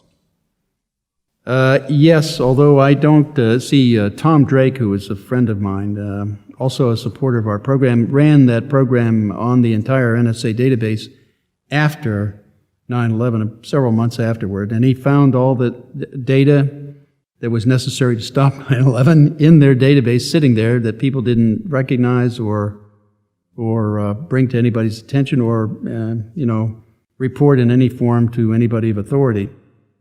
So what that meant was that it got back to the unreliability of analysts being able to see through mounds of data. Right, you make them dysfunctional by putting all that data on top of them and making them sift through it. And so they first of all, humans can only do so much, and obviously there was just too much there for them to handle. That's why they needed an automated process going through it, and they didn't have that. They rejected that entire process. That's getting back to why I keep saying they traded the security of everybody in the United States and the free world for money, because they wanted to. Money was the issue, not solving the problem. So potentially NSA could have connected the dots prior to 9/11, stopped the terrorists from ever infiltrating the country, but they didn't have enough budget money, or they didn't focus that budget money on the appropriate projects. Which do you think it is? Actually, it had nothing to do with the budget. They had plenty of a budget to do it. They didn't need any more money to make that happen. See, that was the issue. The issue was they wanted to build the budget up. So they wanted more money. So you don't do anything that would take away the problem that you're using to get more money. So you stop that and keep the problem going is the issue, right? So you still have a problem, therefore I need more money, so you get a bigger budget. if they say, well, let's implement this other program that solved the problem, well, then they don't have that problem to argue for money. So, and that's basically the way they viewed it and the way they operated, and then a lot of contractors got rich off of it. Did you ever brief the CIA on what the NSA had on these terrorists prior to 9/11? So you would have briefed them after 9/11 and said, hey, here's what we had and here's what could have been known. Did that ever go on? You see, I left NSA in October of 2001, so any of the data that was run and pulled out by Tom Drake, he did after I left. So I couldn't brief CIA on that, but what I did do with Ed Loomis and Kirk Wiebe, we went through open source data in 2002 and pulled together all the material that was there, including the names of the targets of the terrorists. They had names for the targets, like the towers, the Twin Towers were called Town Center. The Capitol building was called Law, and the White House was called Fine Arts. And so they talked about these. These were the codes they used for the targets in emails and things that they had said. And we got this out of open source off the web using Google. So we did brief them on what we were able to pull out of open source, and that was as contractors. We were going in saying, this is what you can do with open source. And we went through that, and I say, how did you ever know all that? And I said, it's right there in open source, you can get it too, So, yes, we did brief them on that, but it was from open source material, not from anything that NSA had. That's good to clarify. That's just good to clarify that it was from open source material. It was widely available. Right. Let me ask this specific question. Within that data set that was widely, openly available, was the attack date of September 11th, 2001 in that correspondence to be found? Yes, it was, yeah. In fact, the way they depicted it as we say 9/11, 9th month, 11th day, but they'll say day month. So they would put a line, and then a pi, a circle, and a line. That would be 11/9. So the 11th day of September. That was mentioned as one of the date for the event. What was the response of the CIA when you demonstrated this ability from open source data? They just couldn't believe that we got that information out of open source. They couldn't believe that it was there. That's all. Did the FBI have access to that data as well? At the time, I don't think at the time they did. I mean, NSA had that kind of information, so they didn't share that kind of data, which they, of course, should. I mean, if that kind of information came to me when I was in the SIGINT Automation Research Center, if they didn't want to report it, I would pick up the gray phone, which is the encrypted phone for the U.S. government, and call somebody at CIA or FBI and say, here's what I have, take action on it, will you? I can't seem to get it out of my place. They don't want to report this, but here's what it is. I mean, you do those kinds of things when those kinds of important things. You don't care what your management says because this is just too important. You do those kinds of things. But there's very few people there. Most NSA employees would say, okay, we won't do that. I asked about the FBI because they are in the unique position of being law enforcement and intelligence. And so a lot of times they sit in the middle and seem to play both sides of that identity game. Yes, they do, yeah. Yep. How is the USA Patriot Act a metaphorical Christmas list for the intelligence community and what they had planned to do, and now they're able to do it? Can you explain that process? It's only possible by a secret interpretation of that act. The act does not say you can take up or take bulk acquisition of information on U.S. citizens from all communications or any other means, from business records of anything. It simply says in there that you have the under Section 215 in the business records section, it says you can pursue investigating anything that's relevant to a terrorist investigation or dope smuggling, international dope smuggling, or anything like that. It doesn't say you have the right to take in everything and then try to sort it out later, which is the secret interpretation. The secret interpretation is not just relevant, it's potentially relevant. So that means everything. That's the way they interpret it. That's their secret interpretation. That the words don't say that, but that's the way they're using it. So you're talking about Section 215 of the USA Patriot Act. There's a secret interpretation. There's a secret court. How is this different than what went on in the Soviet Union that you used to fight against in the 70s and 80s? Well, it really isn't. I mean, it's pretty much everything's determined in secret by a central government. That's the policy is set by the central government. Everybody toes the line. Follow the orders of the central government. It's like following orders. Except that defense went out with Nuremberg, legally anyway. What is cast iron in relation to Section 215 of the USA Patriot Act? Cast iron is separate. It's a separate thing. That means that the Section 215 simply says they're going to take in everything in bulk, all business records, so they've got records on everybody. If you get declared a cast iron target, that means they're going to go specifically at you for everything and manually review what you are doing, what you are saying, or any actions or movements you're making. So you will be specifically looked at by people, and not just processes, but by people. So it's a greater degree of focus of an intelligence effort against you and everything you do. Well, and the purpose of them collecting everything we do is to make predictive models. And again, it goes back to population control, as you mentioned, not in the number of people on the planet, but controlling and being able to do that through the manipulation of their data and understanding their actions before they even take them. When you have such a large set of metadata being collected, isn't that just asking for them to encapsulate the skills of someone like yourself and put that into artificial intelligence so that they can have Bill Binney, even when Bill Binney doesn't want to work there anymore, they have your knowledge encapsulated and they're able to predictively model people in a way that learns using time series analysis and a bunch of other fancy techniques that basically takes in all this data, and with a high predictability factor, they can tell you what you're going to be doing, what you're going to be eating. And I think some of the places are using this now for commercial marketing to tell, they can predict where you're going to go from your Google searches and whatnot. Yes, and unfortunately, that's the part that I never left with them. Okay, I never did that for them.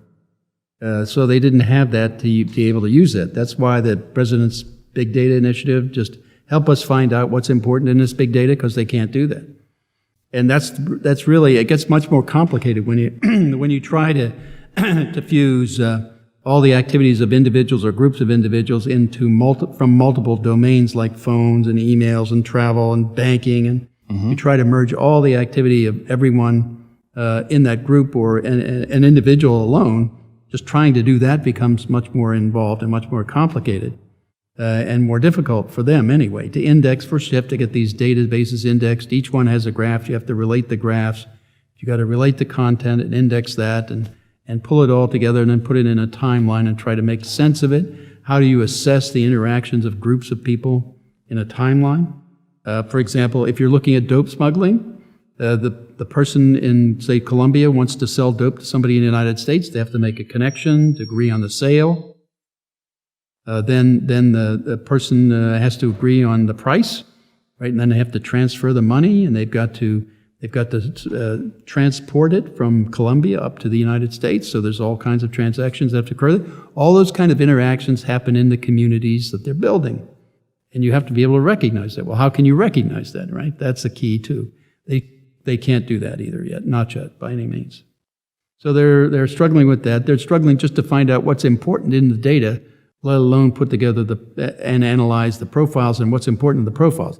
We call that profiles of interest is what we call that. We never documented it for them, so they can't do it.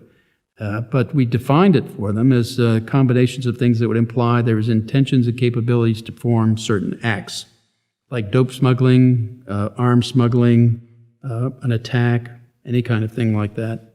For example, the 9/11 crowd did a typical military attack profile. They showed that the military profiles will simply be the military moves to positions to prepare for the attack. In other words, those takeoff positions for the attack. They prepare for the attack by setting up their command and control system, and then they execute the attack from there. But you can see that movement and shuffling to get in position to do that, and that's a typical military action. Well, the terrorists did exactly the same thing. They moved to hotels next to airports and then bought the tickets for the airplanes and then got on the airplanes simultaneously. So you could see that buildup. That was an obvious attack coming. What are some of the things about 9/11, 13 years later, that disturb you that might not have been investigated properly? Or what are some of the anomalies or things that, are like a splinter in your mind about 9/11? Well, in the intelligence arena, there's, of course, the inadequate search of the databases that NSA did, and after the fact, they found the data and then covering it up and not letting it be exposed to the congressional investigations or the 9/11 Commission, to my knowledge, anyway. So that meant that they didn't have those aspects to deal with and couldn't deal with it in terms of their reports or in their studies. And so, and then there's the physical issues. I've been talking to some physicists recently and engineers and so on, and they have a coalition of people, the 9/11 Truth Group, which is saying there are certain aspects of 9/11, the physical nature of how the things occurred, that should have been addressed by these different studies and have not been. Physical things, observable acts like molten metal in the buildings, coming out of the buildings, and like the certain temperatures physics requires certain temperatures for that to occur, and how you can't get that kind of temperature in a fire in a building like that. So you can't identify the source of what's causing that. Right, but that's a physical fact that should have been addressed and dealt with. And also Building 7 falling straight on its footprint, that kind of thing is suspicious. How could a building like that fall that way? And that was not even addressed. So none of those things, or some of the other things they were showing me, were also suspicious that they should have addressed, and they didn't. And so none of the studies came out with those. So that's basically a very bad. Even NIST didn't do that. I mean, that's not good science at all. I mean, you don't ignore facts that don't fit your preconceived outcome. In other words, if I wanted to solve a crypt problem and I had a preconceived idea of how it went there, and any fact that came along about that system that didn't fit my preconceived idea, I threw them away, I would always fail. Never solve any of them. Was there anything else with 9/11 that got your attention that you thought, this is really strange, and with all the budget power that we have focused on defense in this country, that there were multiple layers of failure that kind of coalesced to bring that event about? Well, I mean, it was on virtually every level. They were all pretty much out to lunch for that attack, and they ignored the things, basic things that they should never have ignored. Certainly, if I was aware of them, I wouldn't have hesitated in notifying people. But I would do it on the gray phone. So we had multiple levels of security failures from our intelligence community on 9/11, and where's the list I can find of people who got fired because they didn't do their job? It will be on a blank sheet of paper. Okay? It'd be There's redacted. your list. Right. I mean, they all got promoted, I think. They all got elevated to higher positions, and they got more money, and the budgets were increased, tripled, basically. So, I mean, now, if you looked at it from 9/11 on up till now, I mean, we've spent almost $1 trillion in the intelligence community since that time. Around November 2001, Thin Thread received a new input. Instead of being focused on surveillance of an international variety and not focused on Americans, it was turned on us. Can you describe that process? And as its creator, is that something you ever dreamed of when you were making it? First of all, it wasn't called Thin Thread. That was a replicate. They replicated the code and called it Stellar Wind.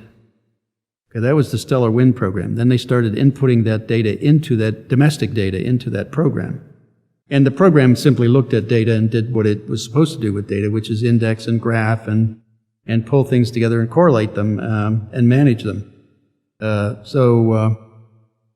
was what they. I mean, and all the things we had in Thin Thread that were to protect people and also monitor what people were doing with the data, they eliminated. They removed that from the software. So those restrictions were no longer involved in any of the processing. So that meant they took away any protections that anybody had, U.S. citizen or otherwise. So there were no protections at all then for anybody. But isn't it okay to take away our protection to give us security? No, because that's a violation of the constitutional rights of everybody, starting with the First Amendment, where you have the right to free association. By putting together the social network that you have in the phone network or the email network, that lays out everybody you're associated with. So the First Amendment doesn't say you have the right to association with anybody as long as NSA knows about it, or as long as the government knows about it. That's not the point. The point is the government was supposed to stay out of your affairs. these are your affairs. That's what the First Amendment was all about. That's what the Fourth Amendment primarily was about. And that's what the Constitution's about.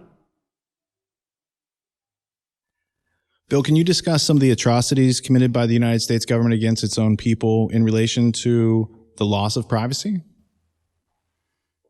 Well, I think I would just say that they've gone to any degree to try to silence anybody who's tried to expose any of this in any way, namely the four of us from NSA, Kirk Wiebe, Ed Lewis, Tom Drake, and myself, who tried to discuss this internally with the Congress, as well as members of the Inspector General's office in the Department of Defense and the Department of Justice. And when we did that, why, they came at us with everything they had in terms of the FBI pointing guns at us, and also having the DOJ try to indict us on false charges several times, 3 times. In fact, from between 2007 and 2009, the end of 2009, they attempted 3 times to do that, all of which we were able to stop because we had evidence that showed what they were doing, and so they stopped it. Finally, at one point, the last time they said it, that our lawyers, we had a lawyer at the time, he came out and said that he'd been informed by the Department of Justice they were going to indict us on a charge of conspiracy. And so we, of course, I had the evidence for malicious prosecution of that case, so I called up Tom Drake and I told him I knew his phone was tapped by the FBI, so I wanted to make it clear what I was going to do if they did that. And so I read all that information that I had accumulated on evidence of malicious prosecution over the phone to Tom, and I said, make sure your lawyers know about this because we can use this when we go into court. And so that was the end of that conspiracy charge. And the next month later, we got letters of immunity from the same Department of Justice that had tried to fabricate charges to put us in jail. So after that, why, to me, that was the last straw that told me my government was so corrupt there was not much left of it worth saving. So I had to do whatever I could do to expose it and get it out to the people, the Fourth Estate, out to the public, and get outside of government, because obviously all they were going to do was cover up for the crimes they've been committing. There's been a lot of talk that Snowden, when he blew the whistle, that he actually was a leaker because he didn't go through something called channels. Can you explain to the audience how, after the Church Committee, the proper way to blow the whistle and disclose government malfeasance to the public was set up? Yeah, especially for the intelligence community, the procedure was to the Church Committee set up the FISA court and the intelligence committees as oversight for the intelligence community. And so that was the path you had to take to do that. So if you had some complaint, you either had the Inspector Generals of the Department of Defense or the Department of Justice, or you went through the intelligence committees, all of which were the proper procedures to follow to file a complaint, which is all that we did. And that's how they came after us for that. And so that's what Snowden saw. He looked at our case. We were called the thin thread crowd at that point, and he saw what happened to us. He also saw what happened to Tom Drake. He got indicted and falsely charged. I mean, they fabricated evidence against him. They took papers that he had at his house, took them back, and they were all unclassified at the top and bottom. That was clearly marked. So all I did was draw a line through that and classified statement there, stamp, and then stamped it classified, top secret or secret, and then charged him with having classified material, which meant that they were framing him. They were fabricating the evidence and framing him. And so that was all, that was still the argument that they were saying going into the court trial in 2010. And they were still going to charge him with that, but the defense attorneys had hired Jim Bamford to be a consultant for them, And Jim went out and found almost all of the data that they were claiming was classified that Tom Drake had was already on the web or out there in the public domain, put out there by NSA. And so Jim took all that data into the court, gave it to Judge Bennett, who was trying the case, and said, here's all the data they are charging him with as being classified that they already put out there in the public domain as unclassified. So, I mean, the judge obviously got the very clear impression that they were framing him. In other words, and so, I mean, I felt that they should have been charged with that at that time. That's a felony. I mean, they should have been disbarred. They should have been thrown out of the DOJ. They should have been barred from court, certainly from arguing anything in any of the courts. But none of that happened. All Judge Bennett did was read them the riot act, and they went away, and that was the extent of their punishment. You explained that there's basically 3 different levels or 3 different sectors of places you could blow the whistle in your position. You could go to the Department of Defense, Inspector General's office. You could go to the Justice Department, or you could go to the Senate Intelligence Committee. Which of those 3 did you choose, or did you explore all 3 options before? Actually, we went to all of them. We went to the Department of Defense Inspector General, the Department of Justice Inspector General, the Intelligence Committee in the House. We even touched on some of the Senate side. We also talked to individual members in Congress that were not on those committees. So we took all the avenues that were available to us under the Constitution and also under the government regulations. And so that's what Snowden looked at, and he said, obviously, when you're blowing the whistle on illegality and criminality and unconstitutional activity of the U.S. government on it, you can't go through normal channels, because all they'll do is come back at you with all the force they have, which is what they did to us. That's what he saw, and that's why he decided to do what he did. On March 30th, 2011, there was an article talking about, it was the FBI, I think it was Director Mueller, talking about how they could get data on you in the future, of course, because they could surveil you, but they could also bring up the data from the past. So how would they be able to have data on American citizens from the past in a constitutional way? Well, they wouldn't, obviously, but what he was saying was he had set up a technology database with the Department of Defense, where he could make one query. With one query, he could get all past emails and all future ones as they came in on a person, which meant that he was tapping into the NSA database of collected data off the fiber optic lines of the internet and looking at all the stored emails that they had on a person, and then also putting them out there as a target so that any time NSA collected any of that data, that it hit their target designator, it would forward it to the FBI. So that's the way they would get all past and all future emails as they came in. And it's blatantly unconstitutional, because it's a collection of everything on the fiber network, all the emails of everybody in the United States. In contrast to ThinThread, there was a program under NSA Director General Mike Hayden called Trailblazer. Can you compare and contrast the 2 programs, and how is Trailblazer adversely affecting the lives of American people? Well, Trailblazer is not affecting anything right now because it was a total failure. It didn't produce anything. But that was the program they wanted to use to justify spending all the money for volume, velocity, and variety of data in the digital age, and that was the one they trumped up the justification to get all the money to begin with. That's why they had to kill the program we were doing. Otherwise, they wouldn't have a justification to continue the Trailblazer program. So that's how you get rid of it, and you can then feed the corporations and build their empires as well as your own, and continue that process for a very long time. In fact, one of the contractors that was running some of the programs said, we can milk this program for 15 years. Well, they're pretty much coming up on the 15th year now, and they're still milking it.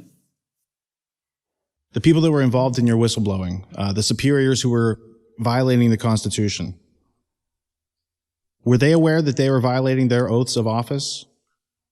Oh yeah, that's why they had to keep it secret. That's why this is all done in secret, because it was a clear violation of the Constitution, and anybody that would and for example, when they came out, they originally, after they got it started in October 2001, they had Admiral Poindexter come out with a quote from DARPA saying, we'd like to start a TIA program, Total Information Awareness Program, that talked about collecting all the data on everybody, which was exactly what they'd already started doing. And they sent him out basically to test the waters to see how the reaction would be to doing that kind of thing. And right away, Congress reacted. People did from around the country. They lobbied Congress to have it canceled and killed. And that's what happened to that. So Admiral Poindexter's program was terminated. They were unfunding the TIA program. What they didn't know was the TIA program was already running at NSA. And it just kept going and getting bigger from that point. They just that simply told them that they had to keep it secret, that they couldn't tell Congress and they couldn't tell the American public what they were doing. So they have to keep it all secret to continue it, and that's exactly the way they went. The NSA's general counsel at one point was quoted as saying that they don't even need content as long as they have metadata. What's the importance of metadata, and what can people do with it in a surveillance situation? Well, metadata is like it gives you the big picture of what you're doing.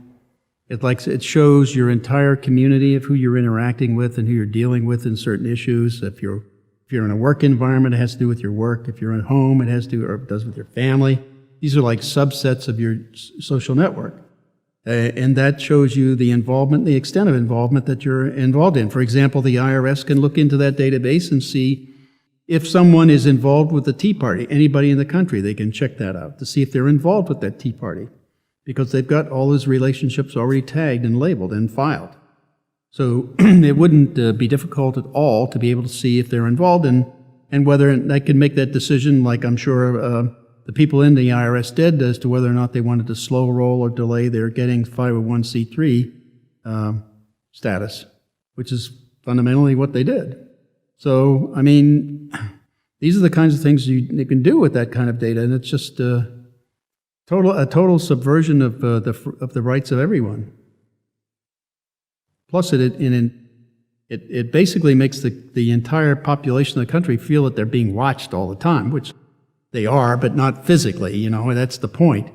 But that then affects how they then start changing how they operate, and I refuse to do that. I figure I will say everything I have to say out in public, so that if they want to charge me with something, I've said it in public so that everybody can hear it, not just the collectors at NSA or the FBI looking at it.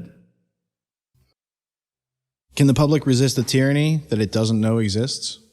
Well, that's the whole point. You know, first you have to have knowledge of it. You have to have an informed electorate to be able to make a decision politically, and you have to have an informed population for them to make a decision whether or not they want this kind of activity with their government doing this or not. I mean, unless they know for sure. I mean, the government continues to lie that they don't collect content, but they've been doing this all along on everybody that they can possibly get.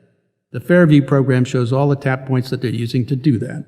They're recording all your phone calls. If you're a target, you get transcribed and you're monitored all the time on everything you do and say.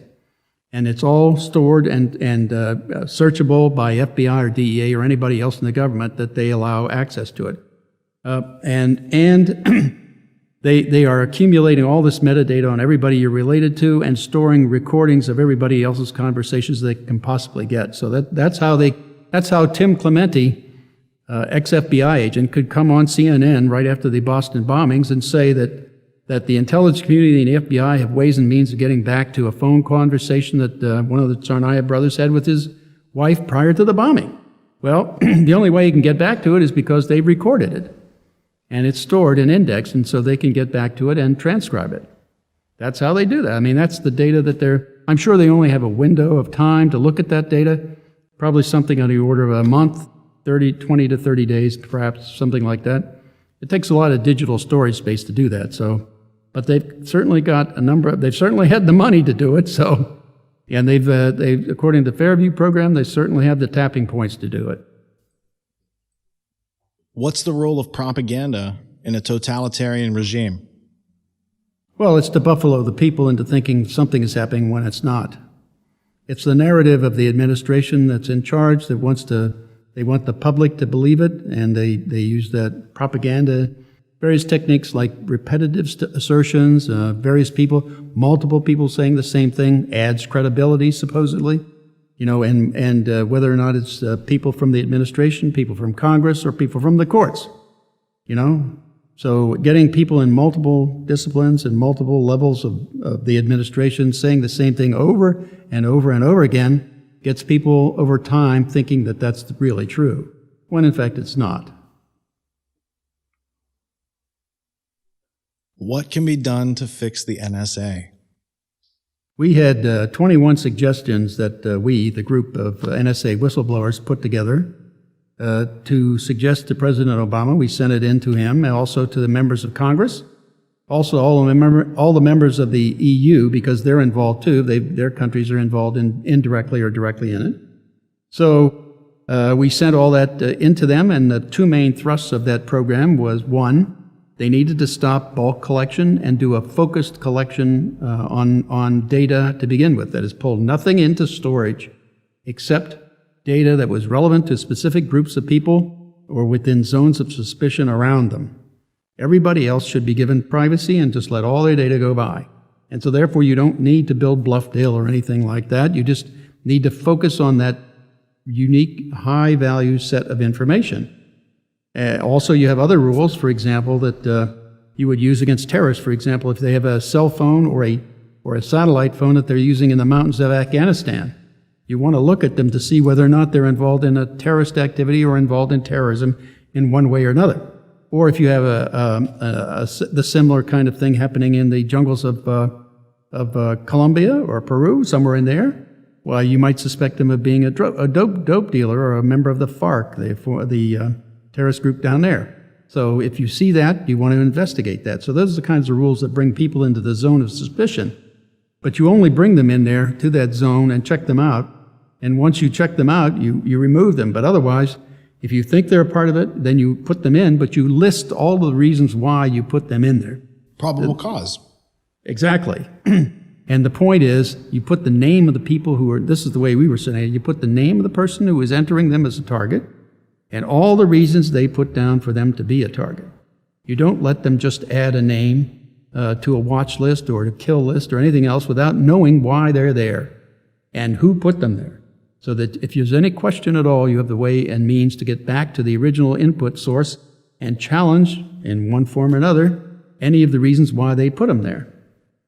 That's a way of checking and balancing and reviewing and ensuring that the list you have was correct and at least reasonably based. Something they don't have today, by the way. All right, we were talking Borgs and lobotomies. Go. Borgs and lobotomies, yeah. Yeah, my view of the NSA management structure was it's very similar to the Borg Collective. What they do is you come up through the grades, you get into grade 14 and above, they start doing what I call a cloning process. So that by the time you get to the higher ranks, you're all thinking with one brain cell. That is, if the collective says, here is the procedure, here's where we're going, this is what we're doing, we all adopt that same thought. So it basically says, I'm not interested in creativity or innovation that might disrupt the Borg collective thought. So let's all think with this one brain cell. So I basically took the position that the only way to reform NSA was to give it double lobotomies down to at least 5 layers of management, and then move them off to the side, put them in the corner so they can't disturb anything. So that way you can then take the workforce and do something effective and actually solve the problems and move on. But you have to get rid of the management because they're infected with this mentality of how things work. And I include lawyers in that and everybody at NSA in all levels. People who say it's legal even though it's unethical, immoral, irrational, Well, they're claiming it's legal because they got a law passed out of Congress that Congress still doesn't realize that even Sensenbrenner, who wrote the Patriot Act, said, we never intended you to be able to do what you're doing with this bulk collection of business records. Well, I mean, that's the violation of the intent of Congress right there. The guy wrote the Patriot Act, so and he got it passed on that basis. And everything after that's been a distortion, a secret interpretation of this or that in the Patriot Act, and they never come out and tell anybody what they're really doing or what their real understanding or secret interpretation is. That's because they're too afraid. They're cowards. They're hiding behind a secret interpretation applied with a secret court in secret by a secret government. So that's just I just call them cowards for that. Because if they wanted to do that, if they want to change the Constitution, there's a procedure to do that. You put a resolution, an amendment on the floor of the Congress, get the Congress to pass it, then you circulate it through the states and get 75% of the states to ratify it, then you've amended the Constitution. That's the proper way to do it. That's the way the Constitution says it's to be amended. Instead, they're doing it in secret. So they need double lobotomies. Singles will not do. Do you have any regrets about blowing the whistle, at least? No, I don't. In fact, I will do as much as I can anywhere I can, so as long as I'm able. I have a couple questions about history, if you don't mind. Sure. The American Revolution, what was the logic behind it? Who did we fight and why?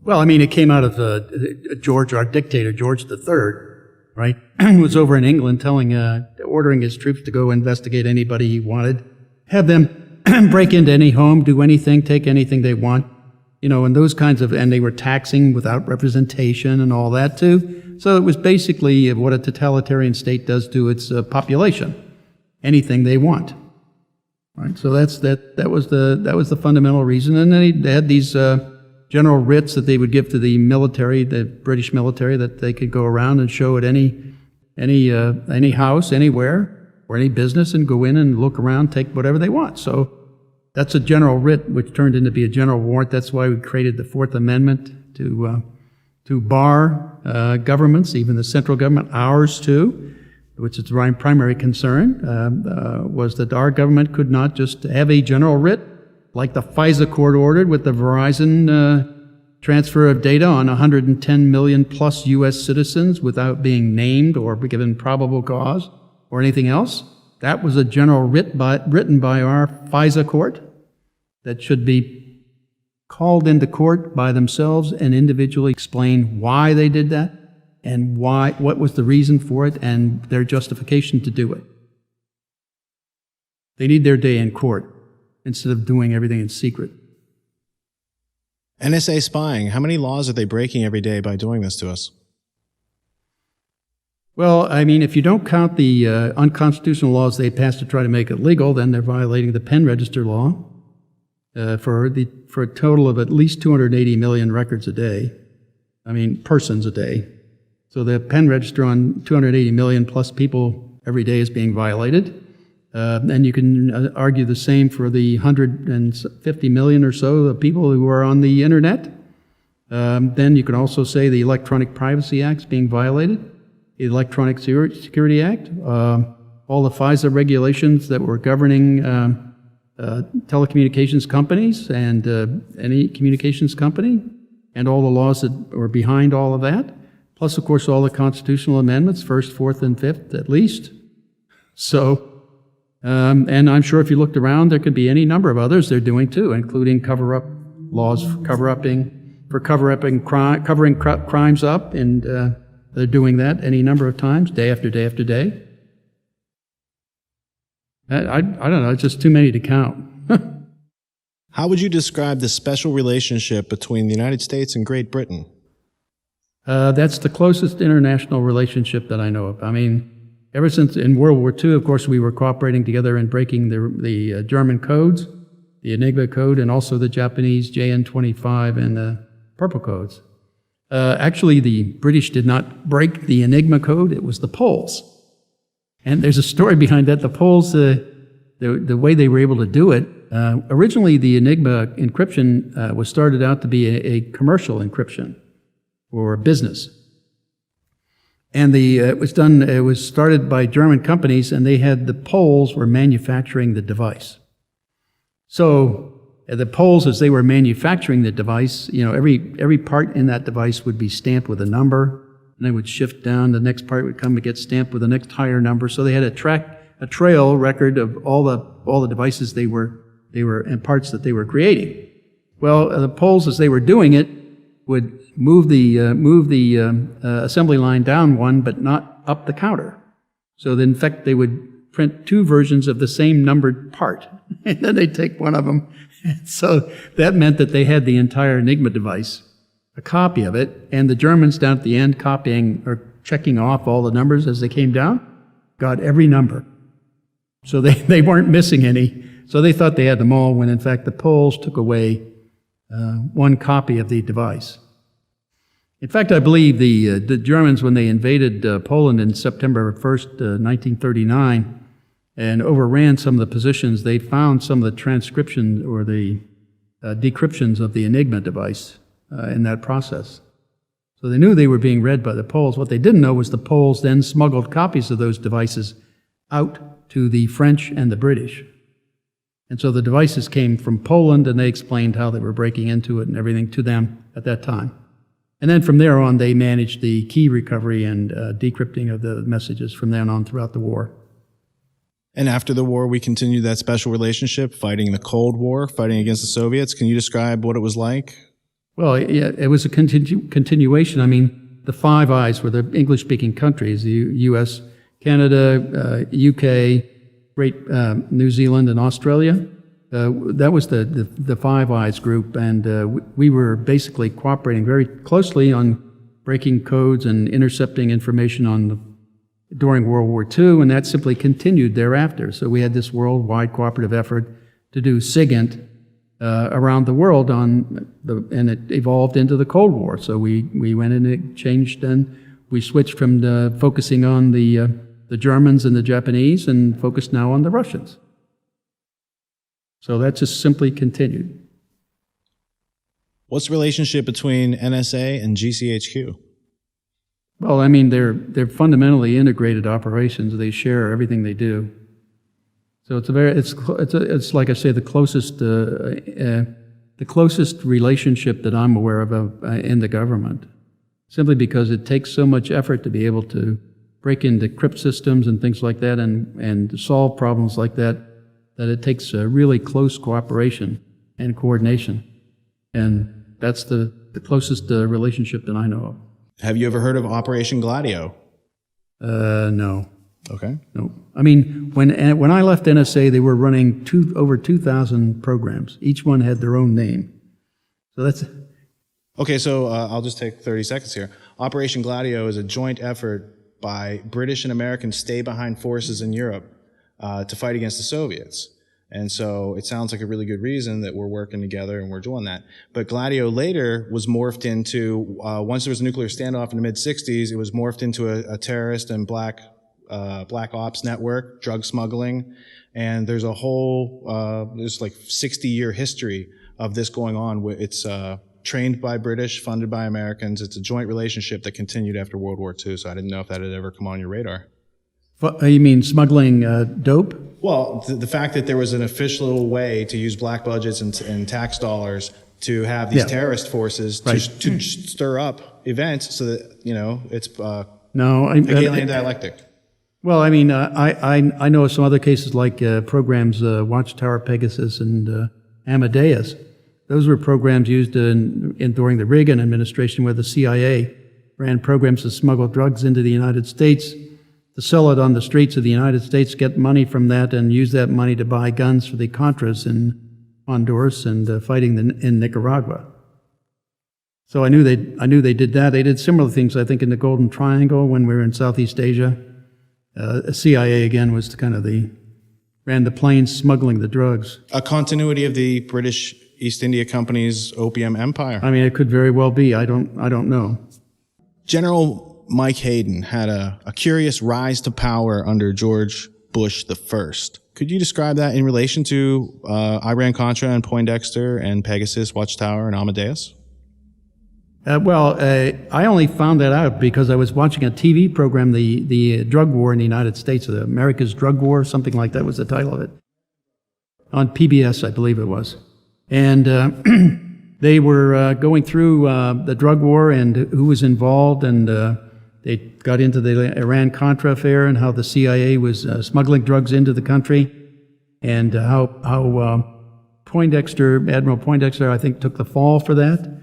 But as a part of his group on the National Security Council was Colonel Michael Hayden.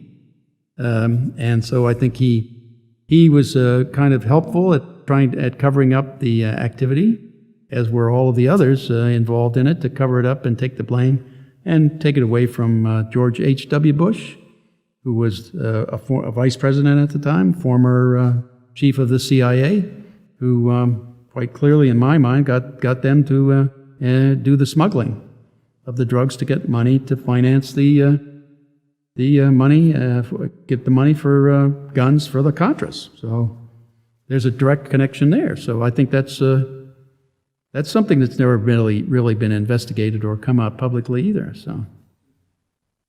How has Clapper, Hayden, and Keith Alexander deceived the American people with respect to destroying constitutional rights?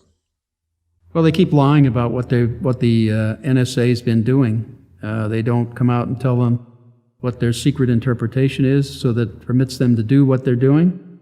They don't come out. They're not honest on any of these fronts. They keep saying, "Well, we don't do content." Well, that's obviously false. Thomas Tam knew that from the DOJ. He could see the evidence of the FBI pulling in that data to use it to get warrants. So, I mean, that was clearly from warrantless wiretaps. So, and the FBI clearly had a warrantless wiretap on us prior to the raids they pulled in 2002. So they aren't being honest about any of that, but they're doing this on everybody. And Mueller testified to the Senate Judiciary Committee in March of 2011 that he had this database to use to get past emails and all future ones as they come in on a person. Well, that's coming out of the NSA collection, out of the Fairview program and other programs. So it's the consolidated databases they're putting together on U.S. citizens.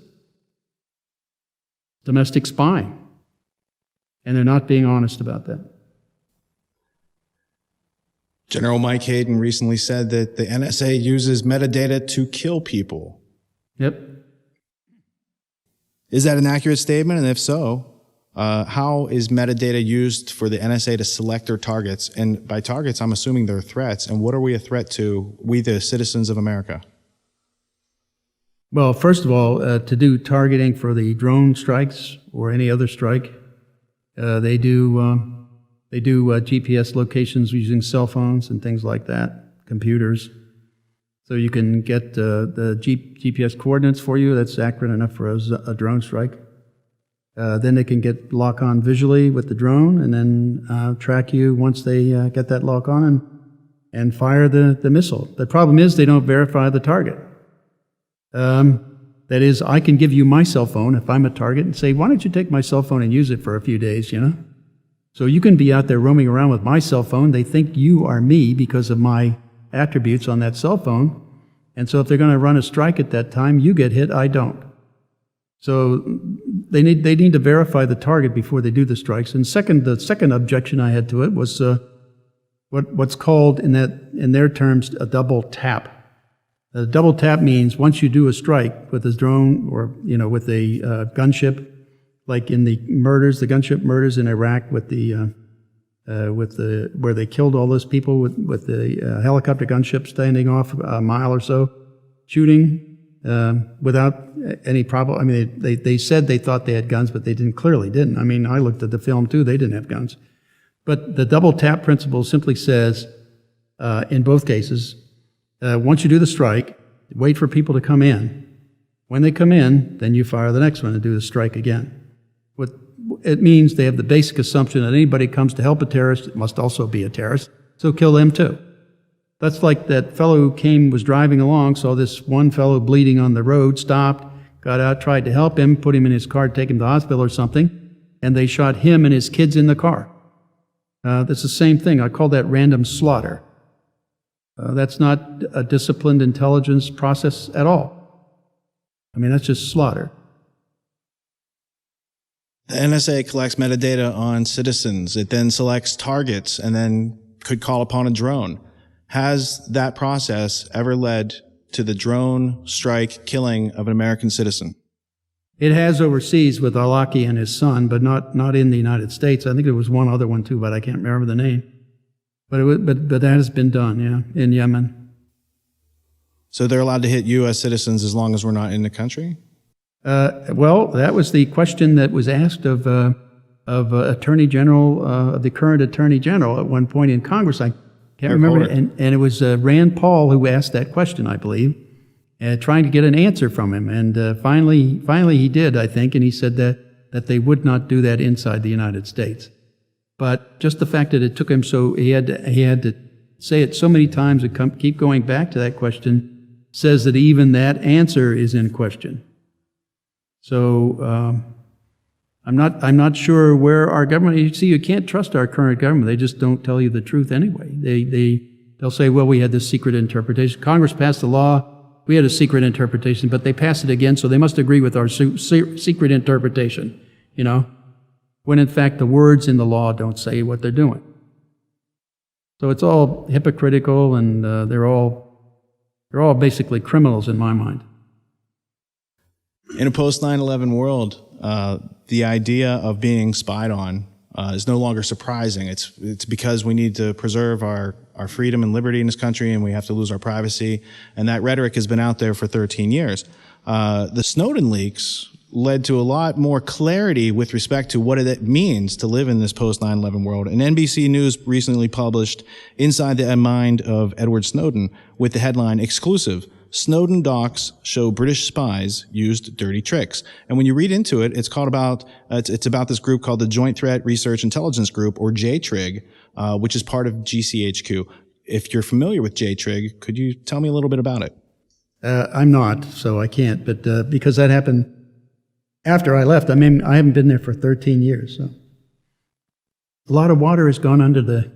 But I'm reading up on it on the Snowden material, but I don't have any firsthand knowledge of that. So one of the documents that was related to that was a GCHQ Five Eyes document that had a picture of a guy holding up a picture that said, "I'm not trying to impress you, but I'm Batman." And it was titled "The Art of Deception: Training a New Generation of Online Covert Operations."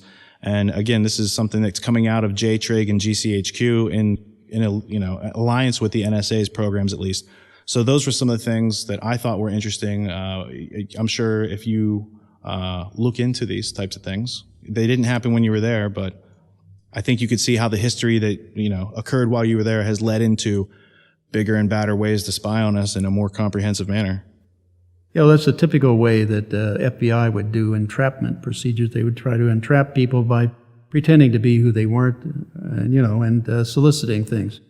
That's fundamentally how most of the cases that they say they've stopped have been stopped. I mean, it's people they solicit to do terrorism.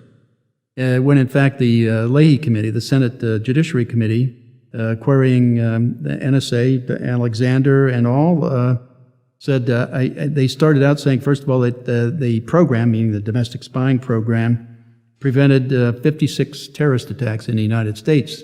And then when they were challenged by the committee over and over again, they finally boiled it down to one.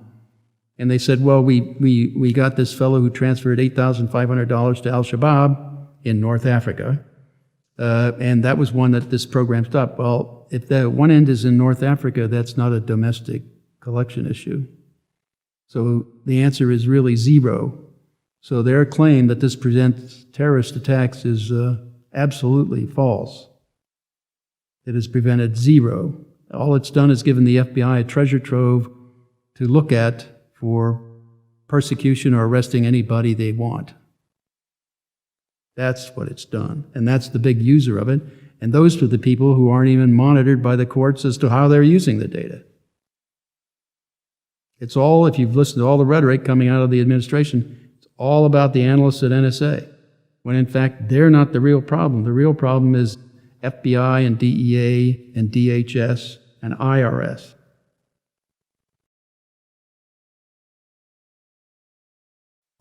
What's the purpose of the Utah Data Center in Bluffdale, Utah? Well, it's to hold all of the content of data they've been collecting. And the claim that that metadata is all they're after, well, if they were only after metadata, they could put the entire world's metadata in every domain of relationships that exists in a room that's about 20 foot by 40 foot. That would be all it would take to handle all of the relationships in the world. You put up 8 to 10 foot racks and load the racks up with a thumb size thing can hold a terabyte now. You put thousands of them up there in each rack, and then rack after rack after rack, and you can pretty much and you use the condensed version of a graphing technique, and so that puts the graph together on any domain in much less than one rack. So you could hold the entire world's metadata relationship in the database that would require a 20 by 40 foot room to hold, allowing for cooling too.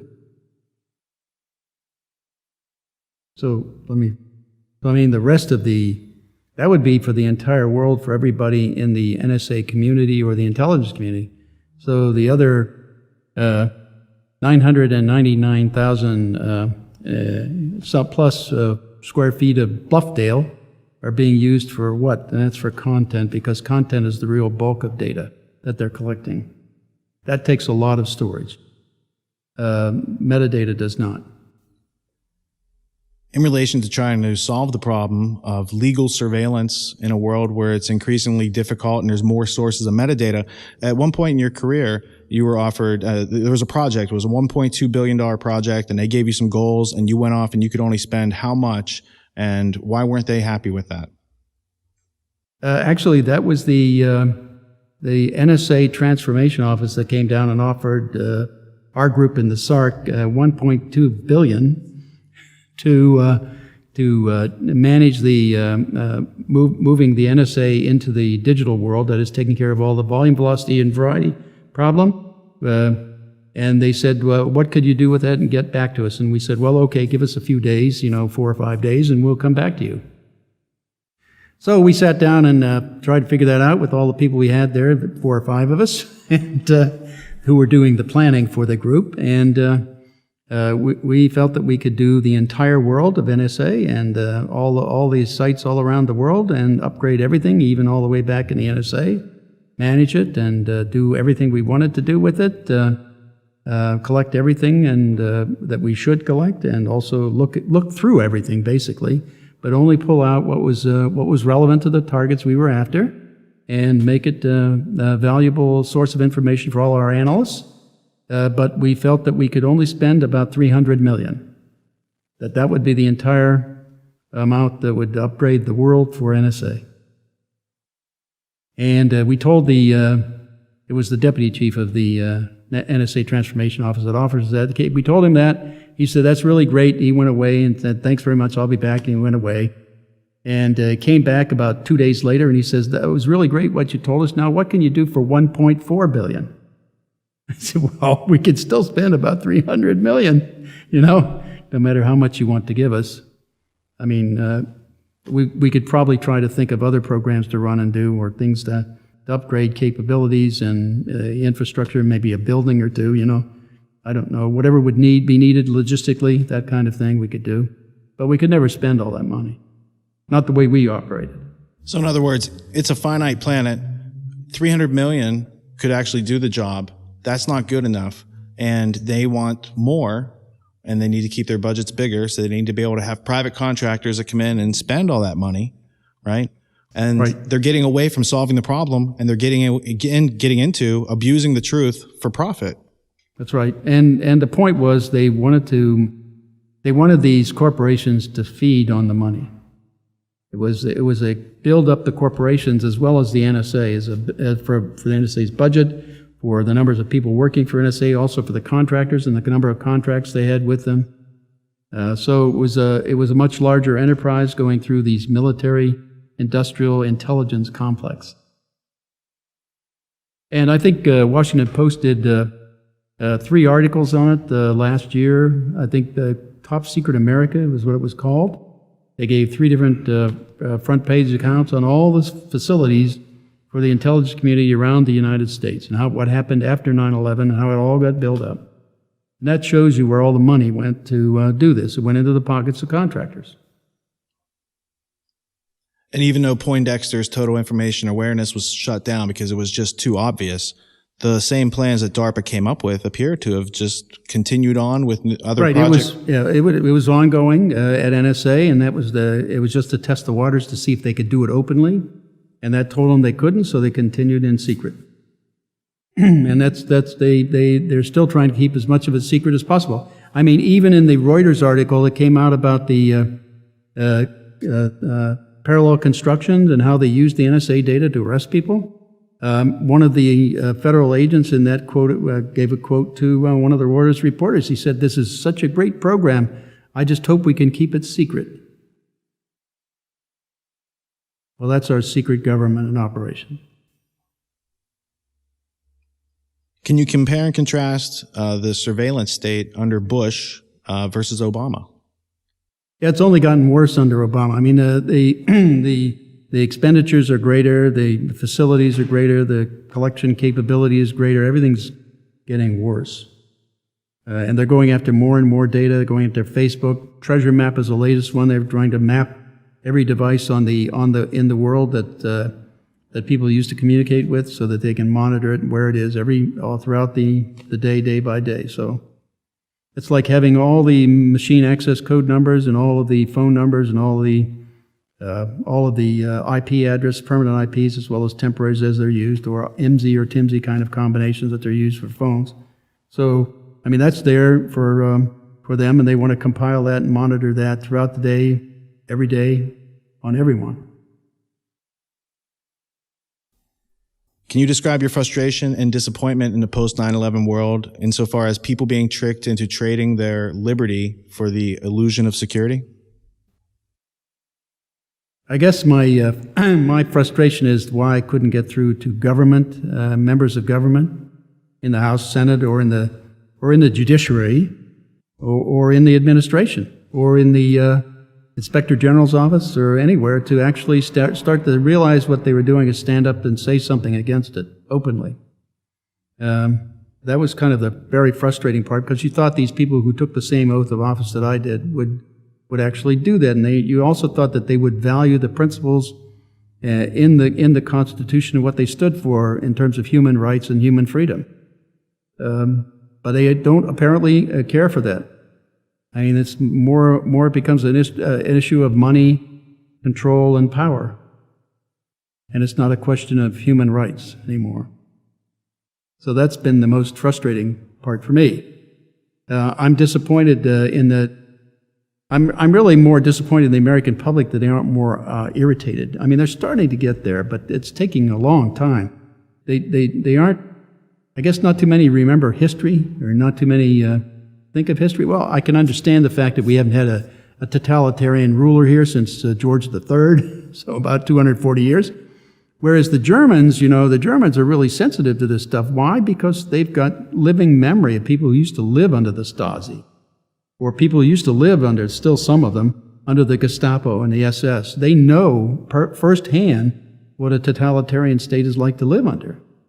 And even a German couple told to Tom Drake when he was over there visiting one time, they said, we are in a post-fascist state. You're in a pre-fascist state and don't even know it. So I think the American public needs to wake up and start standing up and opposing this and firing bums in Washington that don't do the right thing by the Constitution. We need to fire them all. And you do that by voting, by the way. You were quoted in the past as saying, it's disgusting that all those people had to die. It's disgusting that our government did that. Yeah. Why is it disgusting? Because they had the way and means of preventing it. All they had to do was adopt it starting in January 2001, and these guys wouldn't have gotten to square one. Because all the data that they were using, they were communicating still, and it was all the evidence was there. And it was in the databases, they just couldn't get to it. Well, the program we had would have pulled it out immediately and shoved it in everybody's face, not just in NSA, but around the intelligence community, so they wouldn't have had a chance to miss it. In other words, no one person could ignore it anywhere in the system. It wasn't dependent on people to pick it out. So, I mean, that was the way to handle that. That would have stopped it almost immediately. I mean, those guys could never have landed in San Diego from Kuala Lumpur without us knowing it before they got off the plane. Actually, after they got on the plane, we know it. So So we should have been prepared immediately when they landed to follow them and map out the entire network of collaborating terrorists inside the country, just from that. Is it unreasonable to ask the question whether or not the NSA took a dive in order to take some money, grow their budget, grow their power, grow their empire? I think the emphasis was to ignore things that would be helpful, to promote the budget. That was the general trend, and I don't think any of them anticipated what would happen, but surely they could anticipate that they were making the country vulnerable in the process. That was easy to understand, and so they were willing to take that risk to get the money, which that's why I accuse them of trading the security of our people for money. In 1 to 2 sentences, what do you want the American people and people of the planet to know about how things are right now in the 21st century? What I see happening is the intelligence communities or agencies of the world are gaining too much influence over government, how governments operate. And this is moving really to a Stasi state, basically. And it's not just the United States, it's countries all around the world. So I think in terms of oversight by any government, anywhere in the world, of intelligence agencies, they have to find and make sure they have ways and means of verifying what those agencies are telling them. They have to have outside sources coming in and validating what they're being told. I mean, otherwise these agencies will do basically whatever they want to do and tell whatever story they want to Congress or any other equivalent government organ anywhere in the world.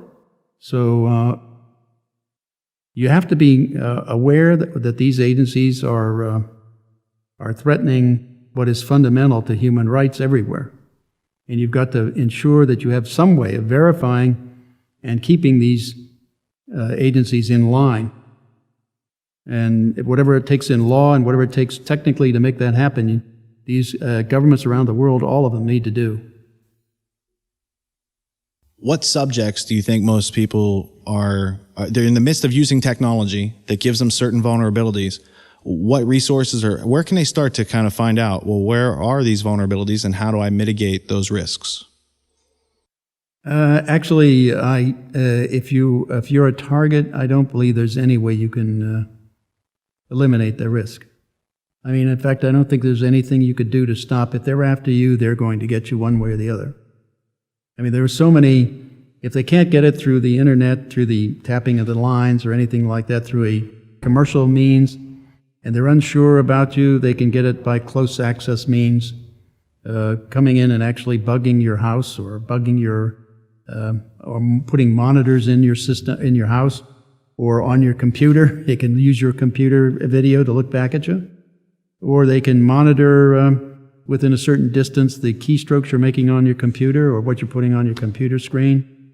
And if that's not enough, they can come in through the firewall you think you have but don't, and go through your operating system that you think protects you but doesn't, and read your encrypted email that you thought was secure but isn't. Or they can simply wait for you to do decrypts if you've done that, pull them off, and use your unused CPU while you're on the computer to drain it. It's called active attack. So if you're a target, there's virtually nothing you can do. And if they fail in their electronic means, they can always send the FBI at you to do a sneak and peek and take your photograph or do whatever they want. As they have done with us, by the way. So why should people resist? I personally don't. I get out there right in their face and say to them what I think of them and what I believe they're doing from all the material I've got from the Snowden releases and everything else. So I mean, in fact, after I started doing that, Director Clapper came out and said no former or current employees of the intelligence communities are permitted to discuss any of the Snowden material. If they do, there's going to be administrative action. What's that mean? It take away your clearance. Well, they've already done that, so I've got nothing to lose there, and I've got my First Amendment right to speak about anything in the public domain to stand up for, and that's what I'm going to do. And that's what I told him at the National Press Club, that I will not give up my First Amendment rights for anybody, and that includes Director Clapper. With regard to ensuring that history no longer repeats and we don't end up with our own Gulag archipelago and none of us have to be a Solzhenitsyn in this country, what do you have to say to the audience in America who can't believe that their government would ever do anything like this to them? What can you say to wake them up? You mean beyond what I've already been saying? You know, I really don't know. I've been trying to make it clear to them that they're all in jeopardy. Certainly we are a case in point. Jim Risen is another case. I mean, plus the entire reporting pool of reporters anywhere in any industry, in news as well as in video or TV, radio, or in print. They're all in jeopardy, and that's what the government here is trying to silence. They're trying to keep reporters from being able to investigate things, and that's a straightforward violation of the First Amendment, freedom of press.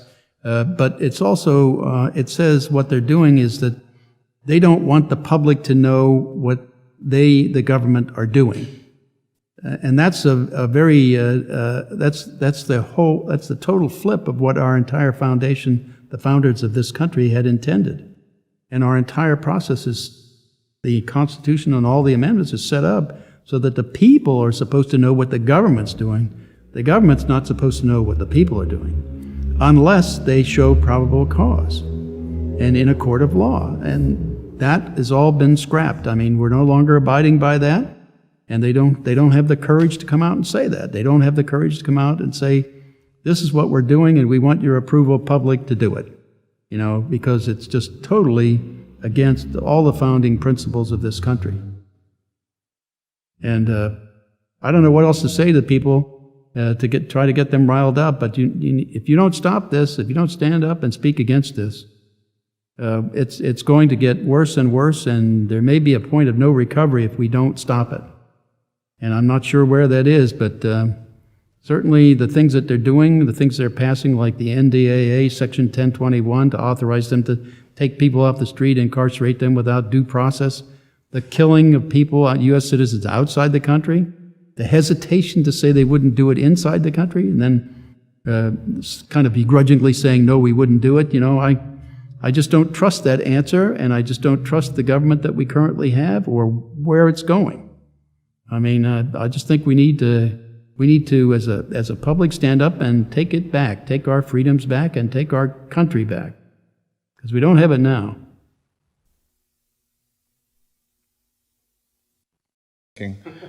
Bill, is there a question in your mind that I should have asked you that I didn't? I was going to email you and say, hey, no, I think after all these interviews, somebody didn't ask you a really good question. I want to ask that question, but I didn't want to send it because I didn't want to invite the NSA to comment.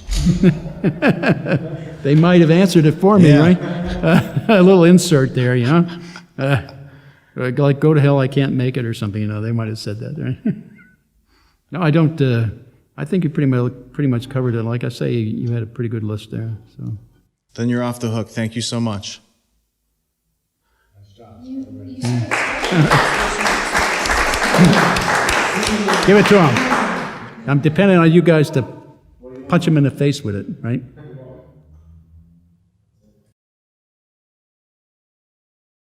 So that was the game they played. And that was the storytelling spinning that went on with Congress, too. Anytime they wanted to get money, they'd spin a story up and they'd say, here's the story we're going to tell. Everybody line up, this is the story.